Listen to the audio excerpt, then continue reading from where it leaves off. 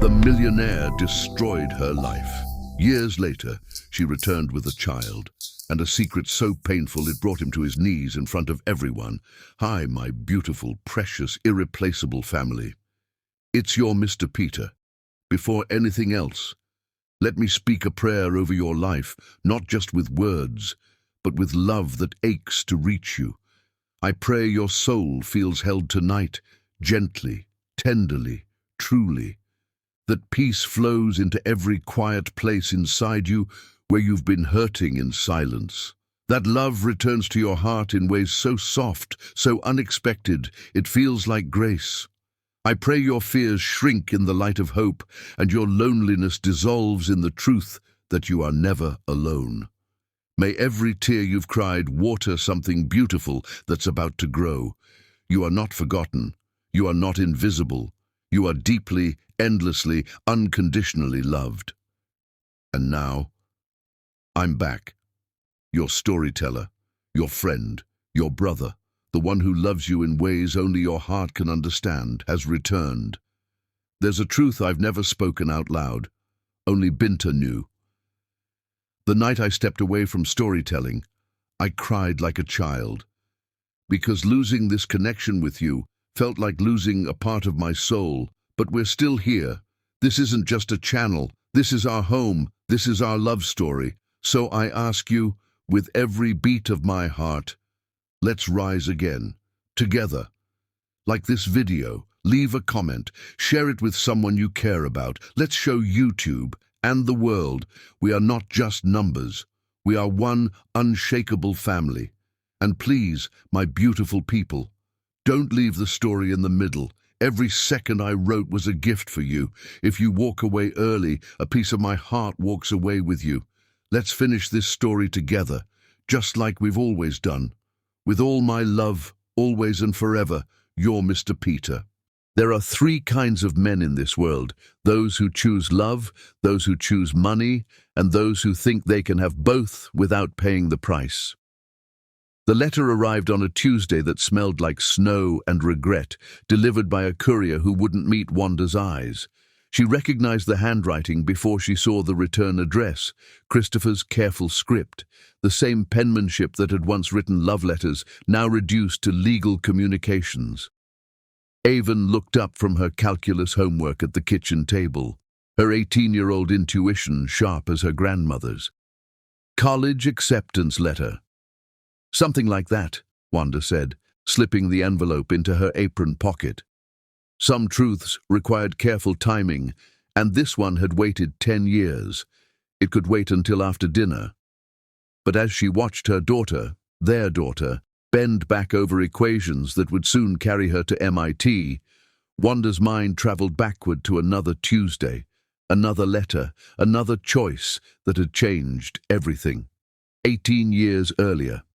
Bloomfield Hills.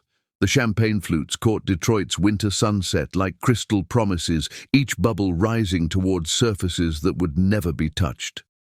Wanda Milner-Slough moved through her mansion's kitchen with the precision of a woman orchestrating her own execution, arranging white roses in Waterford crystal while humming "Isn't She Lovely?", the Stevie Wonder song her grandmother had crooned over 4 generations of babies. 3 years of marriage deserved celebration. The pregnancy test hidden in her Hermes bag deserved announcement. But the manila envelope Christopher had left on the Marble Island that morning suggested neither celebration nor joy lay ahead. She'd found it at 6:47 a.m., positioned exactly where he left his coffee cup each morning, centered, deliberate, impossible to ignore, her name written in his careful script across cream-colored law firm stationery. Inside, 47 pages that could be summarized in 4 words: irreconcilable differences, effective immediately. The irony wasn't lost on her. On the same morning she'd planned to tell him about their baby, he'd decided their marriage was worth less than his board's comfort. "You knew this could happen," whispered the voice that sounded like her mother. "Rich white men don't keep black wives when it stops being profitable." But she'd fought that voice for 3 years, believing love could conquer spreadsheets and stock prices. believing the man who'd traced her grandmother's quilt patterns with reverent fingers understood what he was trying to erase. The front door slammed with the particular violence of a man who'd already mentally moved out. Christopher's footsteps across Italian marble lacked their usual confident rhythm. These were the steps of someone walking toward a conversation he'd choreographed but dreaded performing. "Wanda?" His voice carried the hollow ring of boardroom authority, the tone he used for quarterly reports and personnel terminations. She continued arranging roses, each stem a small act of defiance. "Dinner's ready. I made your favorite. We need to discuss the papers." What papers? The lie sat bitter on her tongue, but she wanted to hear him say it, wanted him to speak aloud the choice between her and money that he'd already made in the privacy of his lawyer's office. "You found the envelope. I found many things this morning." She turned to face him, one hand instinctively moving to protect her still flat stomach. "The question is whether you're brave enough to discuss all of them." Something flickered across his face, uncertainty, maybe guilt, but corporate training reasserted itself quickly. "The board held an emergency session yesterday about our situation." "Our situation?" She laughed, sharp and bitter as winter wind. "Is that what they're calling your wife now? A situation to be managed? They're calling it a liability." The words fell like stones into still water. A distraction from company focus, something that affects investor confidence. "Because I'm black. Because the optics. Because I'm black." She repeated it like a mantra, like a truth that needed witnessing. "Because having a black wife makes you look dangerous to white money. Because loving me publicly costs you privately." He couldn't meet her eyes, this man who'd once sworn he'd fight the world for her. "It's more complicated than that." "No, Christopher, it's exactly that simple." She moved toward him, close enough to see the sweat beading his forehead despite December's chill. "You've calculated the cost of keeping me versus the profit of discarding me, and I'm not worth enough to damage your portfolio." "That's not, I never said—" "You didn't have to say it." She gestured toward the envelope, toward the 47 pages that reduced 3 years of marriage to financial terms and asset division. "You put it in writing, with witnesses and notarization." The baby fluttered in her womb, too small to feel but present enough to change everything. She could tell him now, could watch his face transform as mathematics gave way to biology, as shareholder concerns collided with paternal instinct. But looking at him, at this man who'd just chosen money over love, image over substance, other people's comfort over his own wife, she couldn't speak the words. A man who would abandon her for being black would abandon their child for being mixed. A man who prioritized board meetings over marriage vows didn't deserve to know about the life growing inside her. "I see." She picked up the envelope, feeling its weight like lead in her hands. "And you expect me to simply sign these papers and disappear quietly? I expect you to understand that this is business, not personal." But his voice cracked on the last word, revealing the man underneath the executive. "Everything about marriage is personal, Christopher. Everything about love is personal. Everything about choosing fear over courage is deeply, devastatingly personal." She moved toward the door, each step deliberate as a funeral march. "I'll have my lawyer review your business proposal, but let me be clear about something." She paused in the doorway, silhouetted against the soft glow of their anniversary dinner, the meal she'd prepared with love, the candles she'd lit with hope, the future she'd imagined that would never exist. "You're not divorcing me because your board is racist. You're divorcing me because you're a coward, because you'd rather be rich and alone than brave and loved. Because when they asked you to choose between me and money, you didn't even hesitate." "Wanda, please." "The sad part is, you'll never know what you lost tonight. You'll never know the gift you threw away for stock options and shareholder approval." She climbed the stairs to pack her life into suitcases, leaving behind a man who thought he'd made a smart business decision and would spend the rest of his life discovering he'd made the biggest mistake of his existence. The pregnancy test remained in her purse, its secret safe. Some treasures were too precious to waste on unworthy recipients. Present day, Detroit. "Mom?" Avon's voice pulled Wanda back to the present, to the kitchen where her daughter, their daughter, was frowning at calculus problems that would soon carry her to college. "Sorry, sweetheart. Just wool gathering." "About that letter." Wanda touched the envelope in her pocket, feeling the weight of 10 years and choices that had shaped everything that followed. Tomorrow she would have to decide whether Christopher Slow deserved to know what his cowardice had cost him. Tonight, she would watch her daughter solve equations with the same precision that had once helped Wanda solve the equation of survival after abandonment. Outside, Detroit's evening snow began to fall, covering the city in forgiveness it might not deserve but certainly needed. Some stories end where they begin, others begin where they should have ended long ago. Chapter 2: The Architecture of Leaving. Leaving a marriage is like dismantling a house. You keep the foundation stones that made you strong and burn everything that made you small. The snow had stopped, but the weight remained. Wanda stood at her bedroom window, watching Emery clear their driveway with the methodical patience that had first attracted her to him. Even in winter's harsh light, she could see the silver threading through his hair. 10 years of loving them had marked him in small, beautiful ways. "Mom?" Celine appeared in the doorway, 18 and fierce as spring lightning. "Dad said you got a letter that's making you remember sad things." Wanda smiled despite the ache in her chest. Her daughters had always been able to read her like scripture. Not sad things exactly, complicated things. "About our biological father?" The question hung between them like suspended breath. They'd always known the truth, that the man who'd helped create them had chosen not to stay, that Emery was their father in every way that mattered. But 18 brought new questions, sharper curiosities about identity and origin. "About choices," Wanda said carefully. "About the difference between the family you're born to and the family you choose." Celine nodded with the wisdom of a young woman who'd never doubted her place in the world. "Like how Dad chose us before he even met us." "What do you mean?" "He told me once that he'd been waiting his whole life for a ready-made family.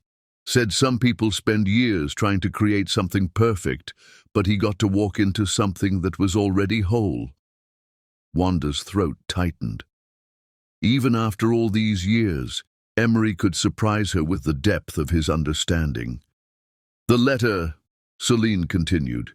"It's from him, isn't it? The other man." There was no point in lying. "Yes." "Does he want something?" "I don't know yet. I haven't opened it." Celine studied her mother's face with the penetrating gaze she'd inherited from both parents, Wanda's intuition and Christopher's analytical mind, though she'd never know about the latter. "Do you want to?" Did she? After 10 years of building a life so complete that his absence felt like an ancient scar rather than a fresh wound, did she want to know what Christopher Slough thought he could say? "Part of me does," Wanda admitted. "The part that still wonders what might have been different. And the other part? The other part knows that some doors should stay closed, that some people get to walk away but don't get to walk back." 18 years earlier, Bloomfield Hills. Dawn arrived like an executioner's reprieve, inevitable but unwelcome. Wanda had spent the night dismantling 3 years of marriage with surgical precision, each item sorted into categories that felt like emotional taxonomy. Taking grandmother's quilt, family photographs, her own dreams, leaving everything that smelled like his money, burning every gift that had been about his image rather than their love. The irony of packing her African art collection while he slept wasn't lost on her. He'd bought most of these pieces: Jacob Lawrence prints, a Kehinde Wiley portrait, sculptures by Richmond Barthay, trying to prove his appreciation for her culture. But appreciation and understanding were different languages, and she'd been the only one fluent in both. Her phone vibrated against the nightstand. A text from her sister Keisha. "Coffee's ready. Come home when you're ready to stop being strong." Keisha had always possessed the ability to see through her sister's armor to the bruised heart underneath. 3 years older and infinitely wiser about men's capacity for disappointment, she'd been the only one to question Christopher's motivations from the beginning. "Rich white boys don't marry us for love," she'd warned before the wedding. "They marry us for the story they get to tell themselves about being progressive. But when the story costs them money, they'll rewrite the ending." Wanda had thought love would be different, had believed the man who'd spent hours learning to pronounce her grandmother's Yoruba blessing, who'd hung her family's portraits in places of honor, who'd sworn he'd rather lose everything than lose her, had meant what he said. But men, she was learning, could mean what they said in the moment and still change their minds when moments became expensive. The baby fluttered again, stronger this time, as if protesting the stress hormones flooding Wanda's system. She placed both hands on her stomach, whispering apologies to the life that would grow up knowing only half its heritage. "I'm going to tell you about your people," she murmured. "About the great-grandmother who walked from Alabama to Detroit with nothing but determination and a sewing kit.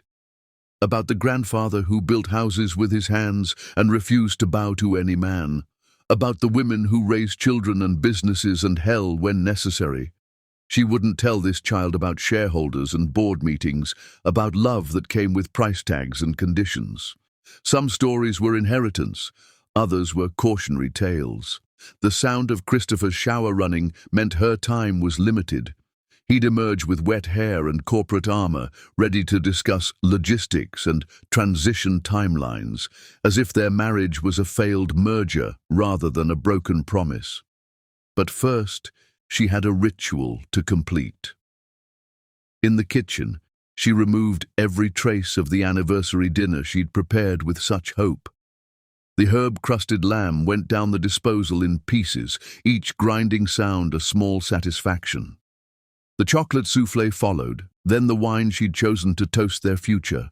Let him find empty refrigerator shelves and clean counters. Let him understand that some erasures were mutual. The front door chimed, a delivery she'd forgotten about. The florist stood on the porch with 24 white roses, the same flowers she'd arranged yesterday for a celebration that had become a funeral. "For Mrs. Slough," the young man said, consulting his clipboard. "She doesn't live here anymore," Wanda replied, closing the door on his confusion and the flowers' mocking beauty. By the time Christopher emerged, showered, shaved, and prepared for another day of choosing money over love, she was loading the last box into her car. "Wanda, wait." He stood in the doorway, wearing the silk robe she'd given him for Christmas, looking younger and more uncertain than she'd seen him since their wedding day. "We should talk about this rationally." "Rationally?" She laughed, sharp and bright as breaking glass. "You want to rationally discuss how you rationally decided that loving me was irrational for your career? It's not about... It's about exactly what it's about, Christopher. Don't insult my intelligence by pretending otherwise." She climbed into her car. The same reliable Honda she'd driven before marriage transformed her into the wife of a millionaire. It felt like coming home to herself. "I'll have my lawyer contact yours about the details," she said through the open window. "But let me be clear about something. You don't get to be noble about this. You don't get to pretend this was hard for you. You calculated the cost of keeping me versus the profit of discarding me, and your calculator was very clear about which option made more sense. That's exactly what it is." She started the engine, the Honda's reliable purr, a comfort after 3 years of luxury cars that had never felt like hers. You made your choice, Christopher. Now live with it. The drive from Bloomfield Hills to Detroit took 37 minutes, but it felt like traveling between worlds. Suburban mansions gave way to urban resilience, careful lawns surrendered to community gardens, and the quiet desperation of keeping up appearances transformed into the loud hope of people building something from nothing. Her phone rang as she crossed 8 Mile, the invisible line that separated white money from black survival. Christopher's name appeared on the screen, but she let it ring through to voicemail. Some conversations were finished before they ended. Detroit welcomed her back with snow-dusted streets and the smell of community, coffee shops and barber shops, churches and corner stores where people knew each other's names and children. This was the neighborhood where she'd learned that strength came not from what you accumulated, but from what you survived. Keisha was waiting on the porch of their childhood home, arms open wide and judgment suspended. "Welcome home, baby sister." For the first time in 24 hours, Wanda let herself cry. Not from sadness, but from relief. Relief that she didn't have to be perfect anymore, didn't have to represent her entire race in board meetings and charity galas, didn't have to make herself smaller to fit into spaces that had never been designed for her. "I'm pregnant," she whispered against her sister's shoulder. Keisha pulled back to study her face, reading the story written in Wanda's eyes. He knows. He forfeited the right to know. Good. Keisha's voice carried the fierce protectiveness that had shielded Wanda through childhood. Some men get to be sperm donors, others get to be fathers. He made his choice. Present day, Detroit. "Mom?" Celine's voice pulled Wanda back to the present.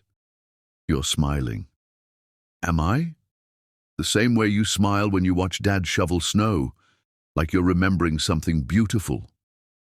Wanda looked out the window again, where Emery was finishing the driveway with characteristic thoroughness. He'd started this ritual the first winter they'd lived together, insisting that his girls shouldn't have to walk through snow to get to the car. 10 years later, he still cleared every flake as if their comfort was his sacred duty. "I'm remembering the day I realized the difference between a man who says he loves you and a man who shows it," Wanda said. "And the letter." Wanda pulled the envelope from her pocket, studying the handwriting that had once written promises on anniversary cards and now wrote, what? Apologies, demands, regrets too little and too late. "The letter is about the past," she said, "but our life is about the future." She walked to her dresser and placed the envelope in the bottom drawer, beneath the quilt her grandmother had made, and the ultrasound photos from 10 years ago that had shown 2 heartbeats instead of 1. Some letters were meant to be opened immediately, others were meant to wait until you were strong enough to read them without breaking, and some perhaps were meant to remind you how far you'd traveled from the woman who'd once believed love could conquer arithmetic. Outside, Emery finished shoveling and looked up at their bedroom window, finding her face in the glass. He smiled and blew her a kiss across the distance, the same gesture he'd made every morning for 10 years, as reliable as sunrise and twice as warming. Christopher Slough could keep his letters and regrets. She had a family to love in the present tense. Chapter 3. 2 Hearts, 1 Future. Some children are born into the world like questions waiting for answers. Others arrive like answers to prayers you didn't know you were praying. The twins found Wanda in the kitchen at midnight, drawn by the light under the door, and the intuition that connected all 3 of them like emotional radar. At 18, Avon and Celine had perfected the art of silent communication. A tilt of the head, a shared glance, a decision made without words. "Can't sleep either?" Avon asked, settling at the kitchen table where she'd done homework for 10 years. "The letter's keeping you awake," Celine added, direct as always. She'd inherited Christopher's analytical mind and Wanda's emotional intelligence, though she'd never know about the former. Wanda turned from the stove where she was warming milk with honey and cinnamon, her grandmother's remedy for restless nights and troubled hearts. "What makes you think there's a letter?" "Because you've been touching your apron pocket all evening," Avon observed. "And because you get that same look every year around this time, like you're remembering something beautiful and terrible at the same time." The twins exchanged another look, the wordless conversation of children who'd never had to compete for love or attention, who'd been raised as partners rather than rivals. "It's him, isn't it?" Celine said. "The man who helped make us but never chose to know us." Wanda poured 3 cups of spiced milk, buying time to find words that could hold truth without causing pain. "What do you know about him?" "Only what you've told us," Avon said carefully. "That he wasn't ready to be a father. That sometimes people aren't brave enough for the love they're offered. And that we're better off without him," Celine added, with the certainty of a young woman who'd never doubted her worth. "Because we got Dad instead." The simple truth of it, spoken without bitterness or curiosity about what might have been, made Wanda's chest tighten with pride and relief. Her daughters had never felt like half of anything. They'd grown up whole, complete, secure in the knowledge that they were wanted exactly as they were. "Tell us about the day we were born," Avon requested, settling into the story like a familiar blanket. "The real version, not the pretty one." 18 years earlier, Detroit Medical Center. The first contraction seized Wanda at 3:17 a.m. on a February morning when Detroit was locked in winter's final, desperate grip. She'd been lying in the narrow bed of her studio apartment, one hand on her swollen belly, feeling the twins perform their nightly acrobatics. Avon methodical in her movements, Celine dramatic in her protests against confinement. Keisha. She reached for her phone with steady hands. Her sister had been sleeping on the pull-out couch for 2 weeks, refusing to leave Wanda alone as her due date approached. "It's time." Within minutes, Keisha materialized with the calm efficiency of someone trained to handle crises. As a social worker, she'd seen every possible family configuration and understood that love came in forms that law and tradition often failed to recognize. "You ready to meet your daughters?" Keisha asked, helping Wanda into the coat they'd bought at Goodwill, practical, warm, and nothing like the designer maternity clothes Christopher's money could have provided. "I've been ready for 7 months, Wanda replied, though part of her heart ached for what should have been, nervous grandparents flying in from distant cities, a father pacing the waiting room, friends sending flowers and balloons. Instead, it was just her and Keisha, creating their own fierce definition of family. The drive to Detroit Medical Center passed through neighborhoods that held 4 generations of black women's stories. Women who'd delivered babies during the Great Migration, who'd raised children on assembly line wages, who'd built beauty from whatever materials they could gather. This was where Wanda belonged, among people who understood that strength was inherited and survival was a collaborative art. Dr. Patricia Williams waited in labor and delivery with the warm authority of a woman who'd helped bring countless children into the world. She'd been Wanda's choice specifically, a black obstetrician who understood that birth was both medical event and cultural passage. "Ready to do this?" Dr. Williams asked, and something in her tone suggested she knew this birth was about more than bringing babies into the world. It was about proving that love could flourish without the approval of men who calculated its worth. Labor progressed with the intensity of a summer storm, sudden, overwhelming, transformative. Wanda had refused all pain medication, wanting to feel every sensation, to experience the full power of bringing life from her body. Each contraction was a reminder of her strength, her ability to create something beautiful from something broken. "Tell me about the gallery," Keisha said during a brief respite, helping Wanda focus on the future she was building. "Paint me the picture." "High ceilings, Wanda gasped between contractions. Natural light flooding through tall windows, art by people who look like us, telling stories that need telling, a place where our children can see themselves reflected in beauty. And the girls will grow up there, surrounded by creativity and culture and pride. They'll know where they come from, who they are. Another contraction gripped her, stronger than before. They'll never have to make themselves smaller to fit into spaces that weren't designed for them. Hours passed in a rhythm of breathing and pushing, of Keisha's steady voice and Dr. Williams' expert guidance. But underneath the physical work was emotional archaeology. Wanda was excavating the parts of herself that Christopher's rejection had buried, reclaiming the woman who'd existed before she'd tried to fit into his world. "I can see the first baby," Dr. Williams announced. "Here comes your daughter." Avon entered the world with the quiet dignity that would characterize her entire life, alert, observant, as if she were already taking note of everything she'd need to know. She was perfect in the way that made time stop and hearts expand beyond their known capacity. "She's beautiful," Keisha whispered, tears streaming down her face. "Look at those eyes. She's going to see everything." "She looks like my mother," Wanda said, cradling her firstborn against her chest. "Strong and wise and ready for whatever comes." 22 minutes later, Celine announced her arrival with the dramatic flair that would become her signature, a cry that filled the delivery room like an opera singer claiming her stage.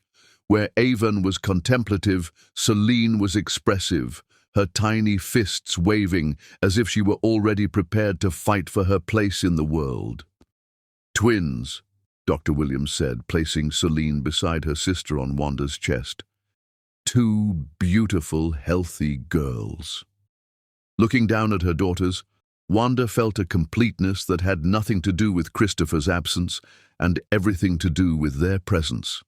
These children were hers entirely, not shared with a man who'd chosen money over love, not complicated by divided loyalties or conditional acceptance. "What about the father on the birth certificates?" the nurse asked, with practiced gentleness. "Father unknown," Wanda said without hesitation. It was the literal truth in every way that mattered. A father was someone who chose to be present, who loved without conditions, who put children's needs before personal comfort. Christopher Slough had forfeited that title before these babies had even been born. The nurse made the notation without comment. This was Detroit, where single motherhood was often a testimony to strength rather than a mark of failure, where communities raised children when individual men chose to disappear. Over the next hours, as Wanda nursed her daughters and marveled at their perfect features, she began to see glimpses of who they would become. Avon was peaceful, content to observe her new world with intelligent consideration. Celine was more demanding, wanting immediate attention and comfort, her personality already blazing through her tiny form.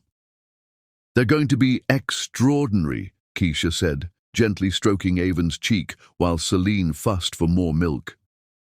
"They're going to know they're loved," Wanda promised with fierce certainty. "Every single day, they'll know they're wanted and treasured exactly as they are." Present day, Detroit. "And then what happened?" Celine asked, though she'd heard this story dozens of times. "Then the whole world changed," Wanda said, sipping her spiced milk and watching her daughters' faces in the kitchen light. "Suddenly I wasn't a woman who'd been left behind. I was a mother with a purpose. I was 3 people instead of 1. "And you were never lonely?" Avon asked with the perceptiveness that had marked her since birth. "How could I be lonely with you two? You filled every empty space I didn't even know I had." "But weren't you scared?" Celine pressed. "About money and daycare and raising us alone?" Wanda considered lying, offering the sanitized version where everything had been perfect from the beginning. But her daughters deserved the truth. That strength wasn't the absence of fear, but the decision to act despite it. "Terrified," she admitted, "but I was also determined. I knew I could give you something more valuable than money. I could give you the absolute certainty that you were wanted, that you belonged, that your mixed heritage wasn't something to hide, but something to celebrate. Is that why you never tried to find him? Avon asked. Because you wanted us to be certain about belonging? I never tried to find him because I never lost him, Wanda replied. You can't lose something you never really had. He was never your father. He was just the man who helped create you. There's a difference. And Dad? Celine smiled. When did he become Dad? The moment he chose us, Wanda said simply. The moment he looked at 3 broken hearts and decided we were worth healing. The moment he proved that family isn't about biology, it's about showing up. The twins nodded with the satisfaction of children who'd never doubted this truth. They'd grown up knowing that Emery Claymore was their father in every way that mattered, that chosen love was often stronger than accidental connection. So the letter, Avon said carefully, from the man who helped make us. What do you think he wants? Wanda touched her apron pocket, feeling the weight of 10 years and choices that had shaped everything. I think he wants something he gave up the right to want. I think he's finally figured out what he lost. Are you going to answer? I'm going to read it first. Then I'm going to remember that some doors once closed should stay that way.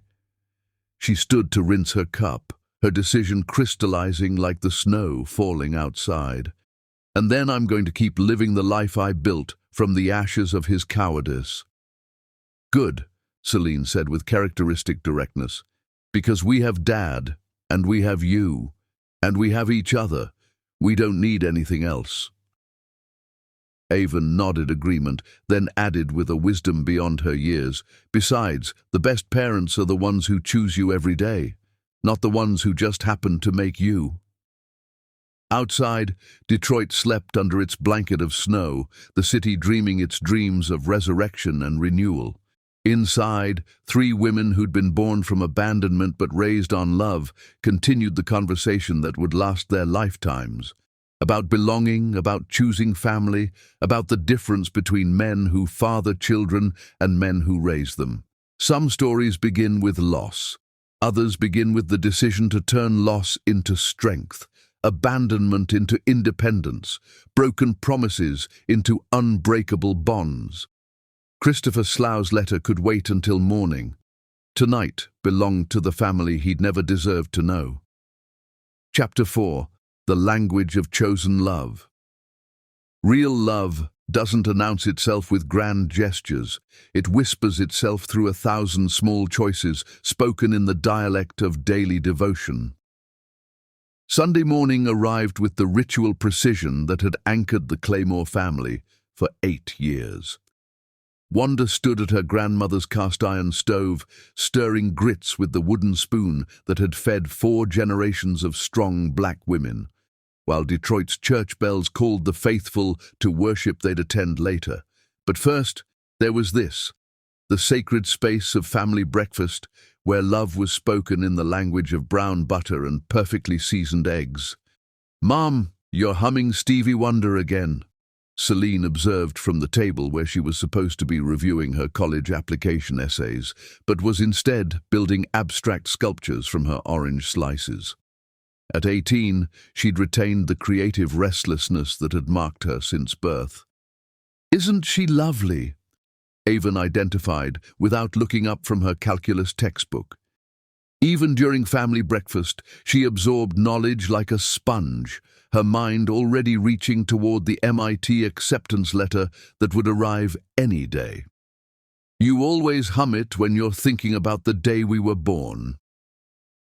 Emery emerged from his study carrying the essays he'd been grading since dawn, 43 papers about dreams and disappointments from students who saw education as their only escape route from poverty. At 48, he moved with the steady grace of a man who'd found his purpose in lifting others. "Morning, beautiful women," he said, kissing each of them in turn. Wanda's lips, then the tops of his daughters' heads with the casual affection of someone who'd never had to earn the right to love them. Dad, settle an argument, Celine said, abandoning her orange slice architecture. Mom thinks I should write my Harvard essay about overcoming adversity, but I don't think we've had any real adversity to overcome. Wanda paused in her stirring, touched by her daughter's innocence. Celine had grown up so secure in love that she couldn't recognize the adversity they'd conquered simply by becoming the family they were. "What do you think adversity looks like?" Emery asked, with the gentle probing of an educator who knew the best learning came through discovery. "I don't know. Poverty, abuse, parents on drugs?" Celine gestured around their comfortable kitchen, not wealthy, but abundant with love and stability. "We've had this. We've had each other. We've had you showing up every day like it was your job to love us." "It is my job to love you," Emery said simply, settling into his chair with the satisfaction of a man who'd found his calling. "Best job I ever had." 10 years earlier, Corktown Gallery opening. The scent of possibility hung in the air, turpentine and fresh paint, wine and hope. Wanda moved through her gallery on opening night, checking details with nervous energy.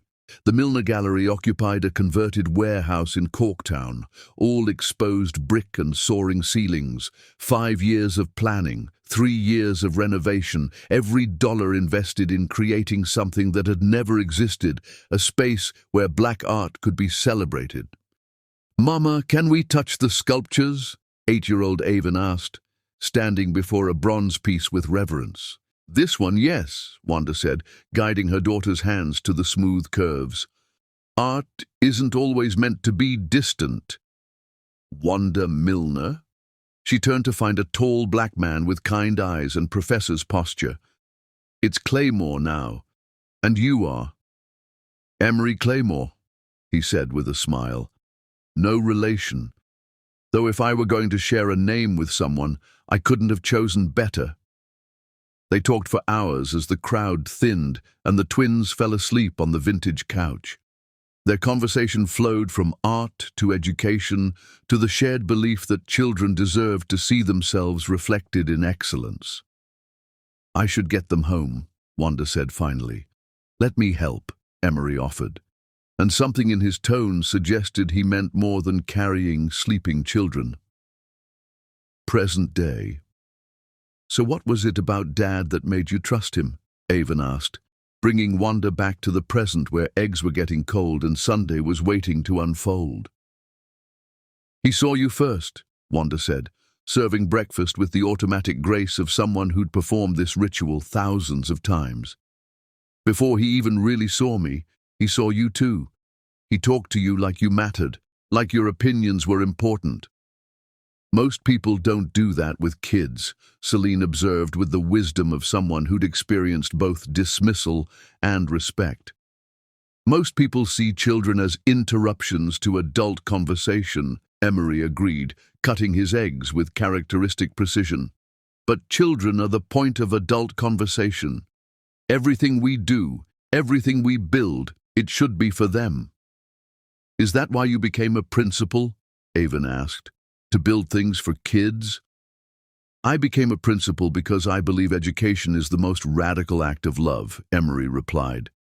"Every time we teach a child that they're capable of greatness, we're challenging every system that tells them they're not." This was the philosophy that had shaped their household, not just the belief that the twins were capable of greatness, but the daily reinforcement of that truth through high expectations wrapped in unconditional love. "Speaking of greatness," Wanda said, settling into her own chair, "any word on college applications?" "MIT said they'd have decisions by Friday," Avon replied with the calm that masked her nervousness. "And Northwestern called yesterday. They want to schedule an interview." "Harvard's being mysterious," Celine added. "But my guidance counselor thinks that's a good sign." Emery reached across the table to squeeze both girls' hands. "Whatever happens, we're proud of you. You've become everything we hoped and more than we dreamed." "Because you made us believe we could," Avon said simply.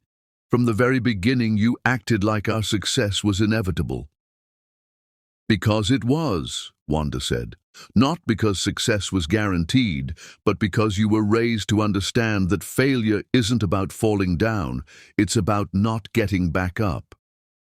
8 years earlier, parent-teacher conference. "Mr. and Mrs. Claymore." The teacher's voice carried the particular exhaustion of someone who'd spent the day trying to inspire 12-year-olds.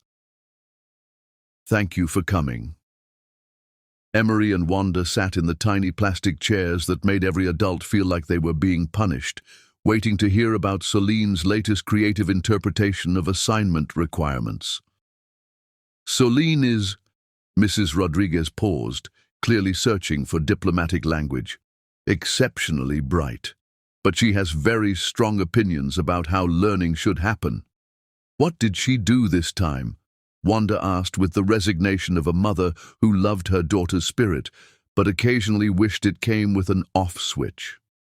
"She rewrote the ending to Romeo and Juliet," Mrs. Rodriguez said. "Instead of dying, they run away to start a theater company that performs plays about conflict resolution." Emery's laugh rumbled through the classroom. "That sounds like Celine. What was the assignment?" "To write a 5-paragraph essay about theme in Shakespeare." "Did she identify the themes?" Wanda asked. "Oh, yes. She identified 6 different themes and then explained how the play would be more effective if Shakespeare had developed them differently."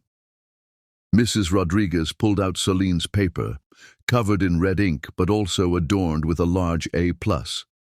"I've never had a 12-year-old critique the bard's narrative choices with such confidence." "Should we be concerned?" Emery asked, with the gentle probing that had made him an effective principal, always seeking to understand rather than judge. "Concerned? Number prepared?" "Yes." Mrs. Rodriguez smiled. "You're raising children who think for themselves. That's going to challenge every teacher they meet from now until graduation." "Good," Wanda said firmly. "They should think for themselves. They should question authority. They should believe their voices matter. Present day." "Remember when you rewrote Romeo and Juliet?" Emery asked Celine, who was now working on her own college essays with the same creative fearlessness. "That was good practice for my Harvard essay."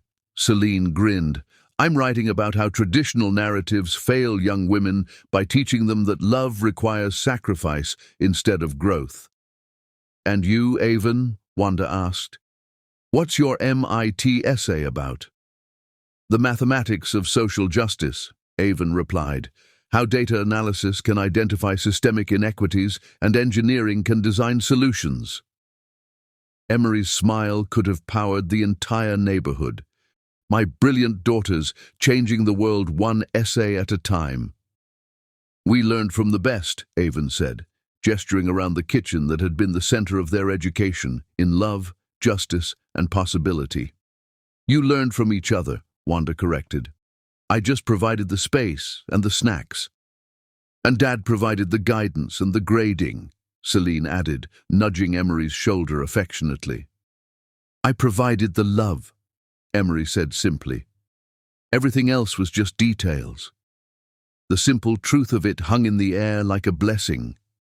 This man had walked into their lives when the twins were small and scared, had seen a ready-made family where others might have seen complications, had chosen them every day for 8 years without ever making it feel like work. "So," Avon said carefully, "the letter from yesterday. Is it going to change anything?"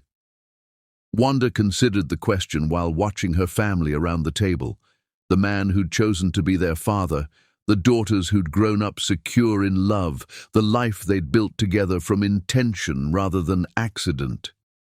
"No," she said with quiet certainty, "it's not going to change anything, because some people get to write the story and others just get to live in it. We're the ones writing this story."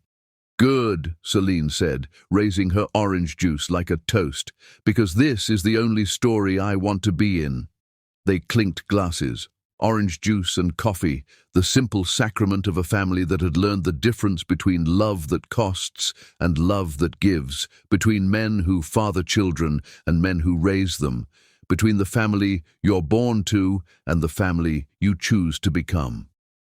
Outside, Detroit's Sunday morning unfolded with its own rituals of community and connection. Inside, the Claymore family continued writing their story, one breakfast, one conversation, one moment of chosen love at a time. Chapter 5. Ghosts Don't Knock.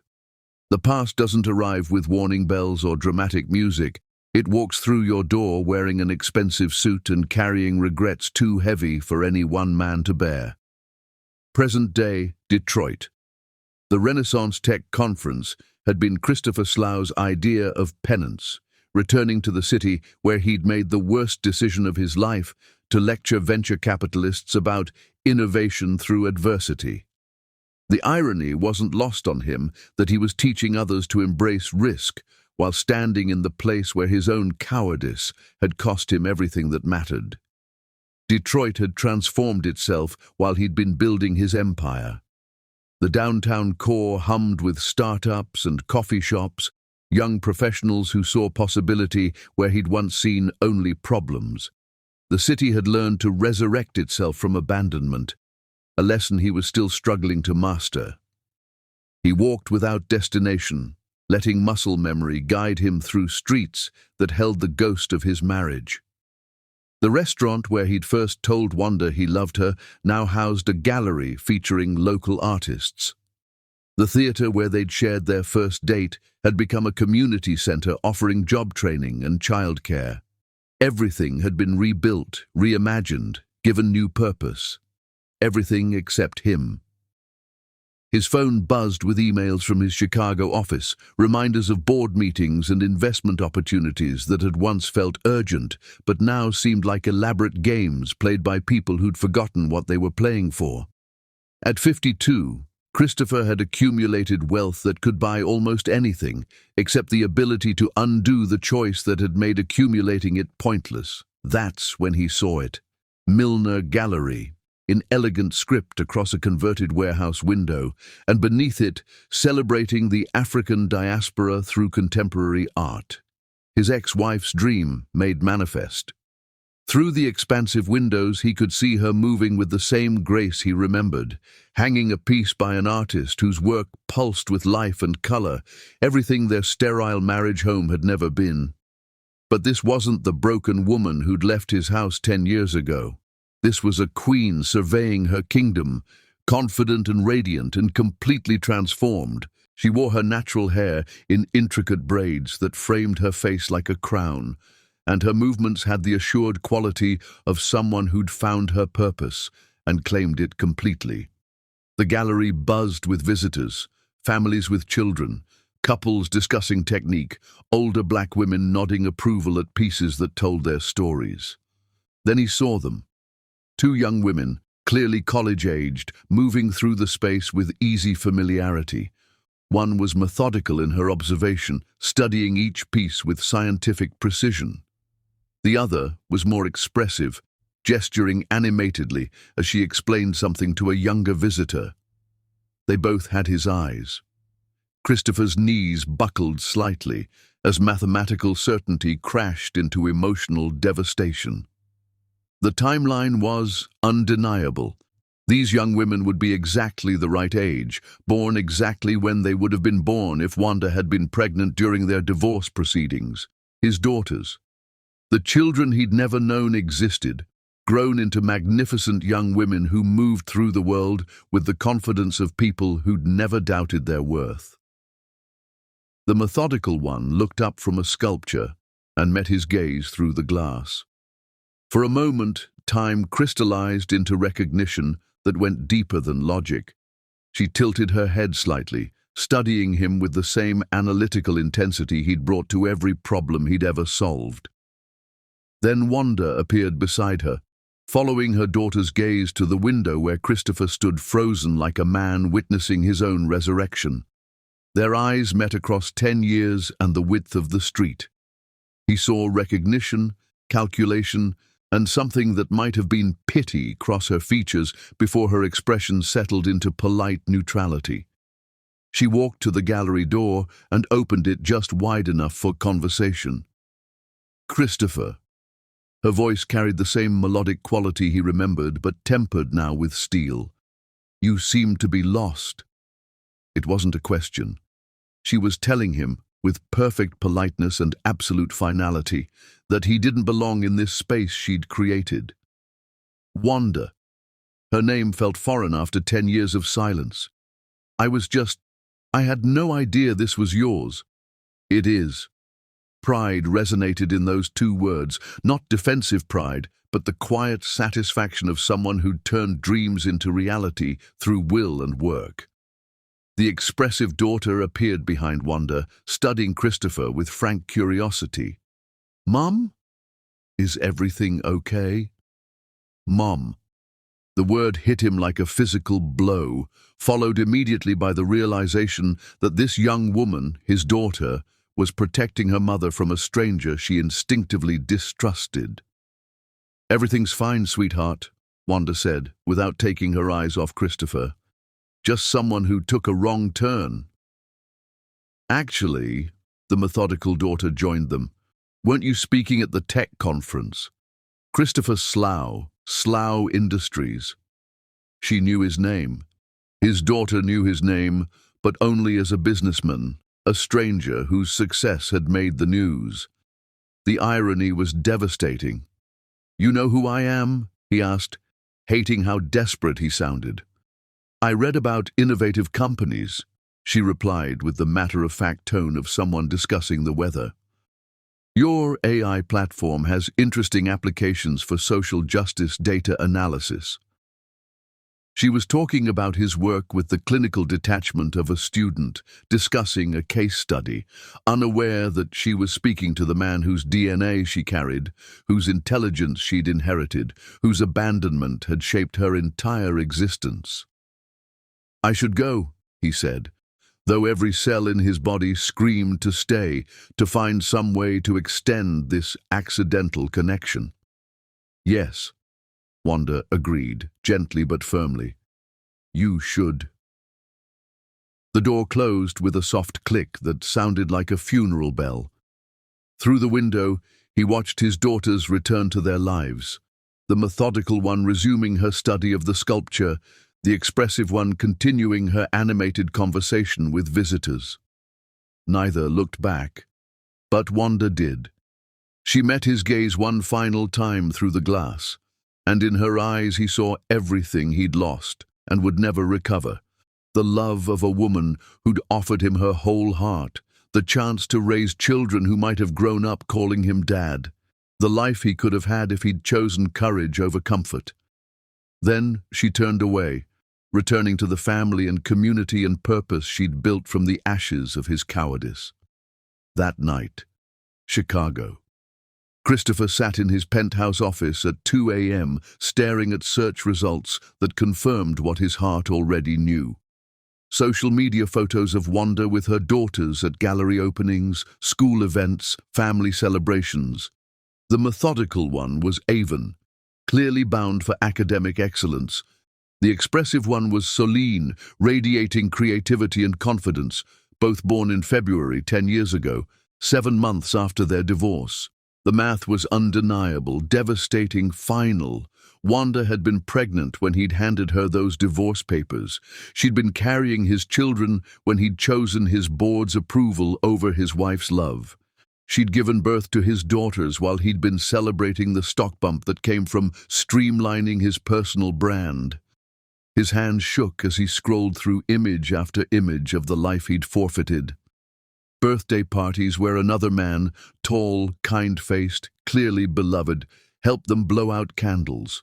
School plays where he sat in the front row, applauding their performances. Family vacations where all 4 of them wore matching smiles and easy affection. Emery Claymore, the school principal who'd married Wanda 5 years ago and legally adopted the girls 3 years later. The man who'd stepped into the space Christopher had abandoned and made it his own through daily love and consistent presence. the man who was their father in every way that Christopher had failed to be. His phone rang, his assistant wondering why his office lights were on so late, his board members concerned about tomorrow's presentation, his accountant discussing tax implications of his latest acquisition. All of it felt like noise now, meaningless static compared to the silence left by 10 years of missing his daughter's lives. He'd built an empire on the foundation of his broken marriage, had accumulated wealth that could buy almost anything except the ability to undo his greatest failure. His net worth had grown exponentially while his daughters learned to walk, talk, read, dream without ever knowing his name as anything more than a stranger from the business pages. The most successful venture capitalist in Chicago, and he'd failed to recognize the most valuable investment of his life until it was too late to matter. Present day. Wanda found the letter waiting on her doorstep the next morning, cream-colored stationery with his familiar handwriting, weighted down by a smooth stone from Lake Michigan that he'd clearly chosen with symbolic intent. She read it in her kitchen while coffee brewed and Detroit woke up around her, while her daughters slept upstairs in beds that Emery had assembled with patient care, in rooms decorated with their achievements and dreams. Wanda, I know I have no right to write this letter, no right to expect you to read it, no right to ask anything of you after 10 years of silence. But I'm asking anyway, not for myself, but for the daughters I saw yesterday in your gallery. I've spent the night doing mathematics that I should have done 10 years ago, understanding finally what my cowardice cost all of us. They're beautiful, Wanda. They're brilliant and confident and everything I never deserved to help create. I'm not writing to ask for anything. I'm writing to acknowledge what I lost, what I threw away, what I was too stupid and scared to fight for. I'm writing to tell you that seeing them yesterday, seeing the women they've become under your guidance and Emery's love, is both the most wonderful and most devastating experience of my life. I don't deserve to know them. I don't deserve to call them my daughters.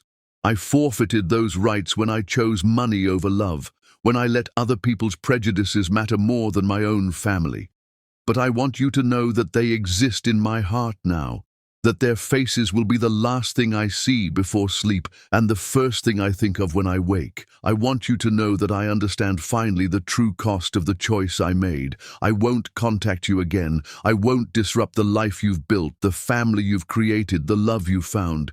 But I needed you to know that somewhere in Chicago, a broken man is grateful that his greatest failure led to your greatest triumph. Thank you for protecting them from me when they needed protection. Thank you for giving them everything I couldn't. Thank you for being everything I wasn't brave enough to be. Christopher. Wanda folded the letter carefully and placed it in her kitchen drawer, next to the ultrasound photos from 10 years ago and the adoption papers that had made Emery legally what he'd always been emotionally, her daughter's father. Upstairs, she could hear the twins getting ready for school, Avon methodically organizing her day while Celine searched dramatically for her missing calculus book. Normal sounds from a normal morning in a life built on intention rather than accident. Some letters demanded responses. Others simply needed to be acknowledged and filed away, evidence of roads not taken and choices that had led to exactly where they were supposed to be. Christopher Slough had finally learned the difference between fathering children and raising them.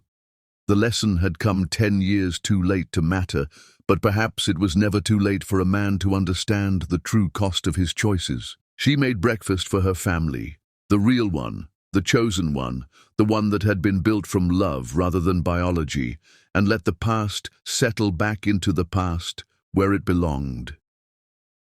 Chapter 6. The weight of what was lost. Regret is the heaviest currency in the world. You can't spend it, save it, or give it away, but it will bankrupt your soul if you carry too much for too long. Christopher Slough had been awake for 37 hours, sustained by coffee and the particular madness that comes from discovering you've spent 10 years running from the most important truth of your life. His penthouse office had become a shrine to his own failure. Printouts scattered across mahogany surfaces, laptop screens glowing with social media profiles, phone calls to investigators who specialized in the archaeology of abandoned families. The Renaissance Tech Conference was a distant memory, forgotten the moment he'd seen his daughters through that gallery window.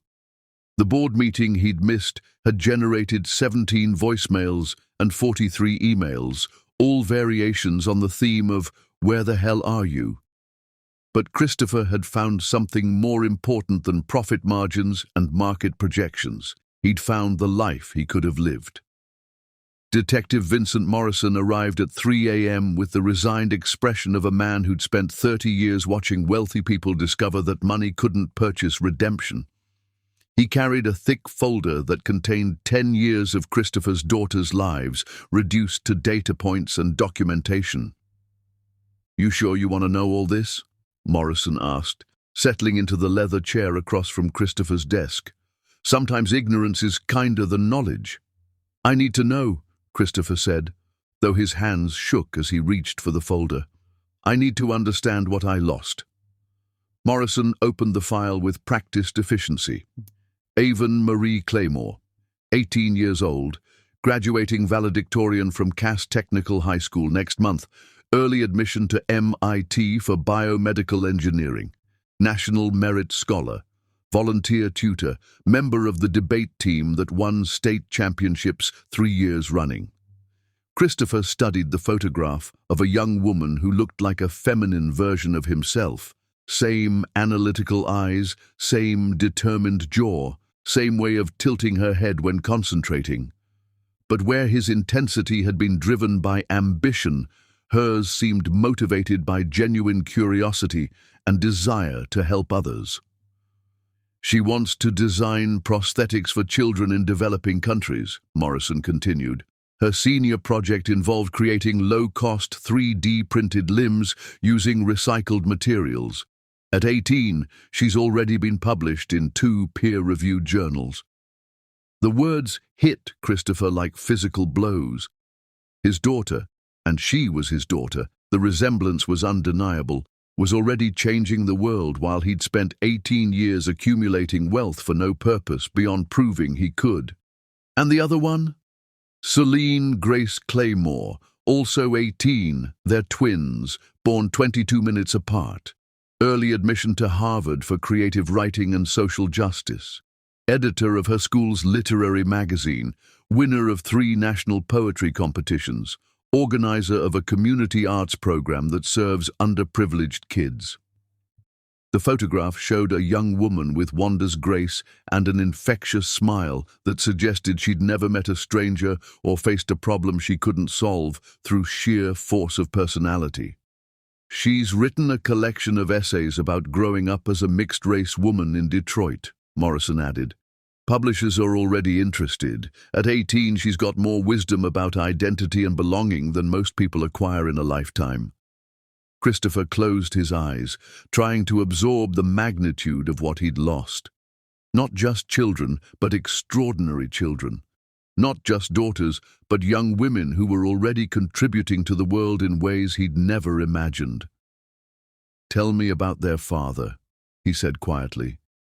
"Their real father." Morrison's expression shifted to something approaching sympathy. Emery Claymore, 47 years old, principal of Frederick Douglass Academy for 8 years. Before that, he taught history and coached debate team. Adopted the girls when they were 10 years old after marrying their mother. What's he like? By all accounts, the kind of man every child deserves and most never get. Morrison pulled out more photographs. Emery at school functions, family vacations, graduation ceremonies.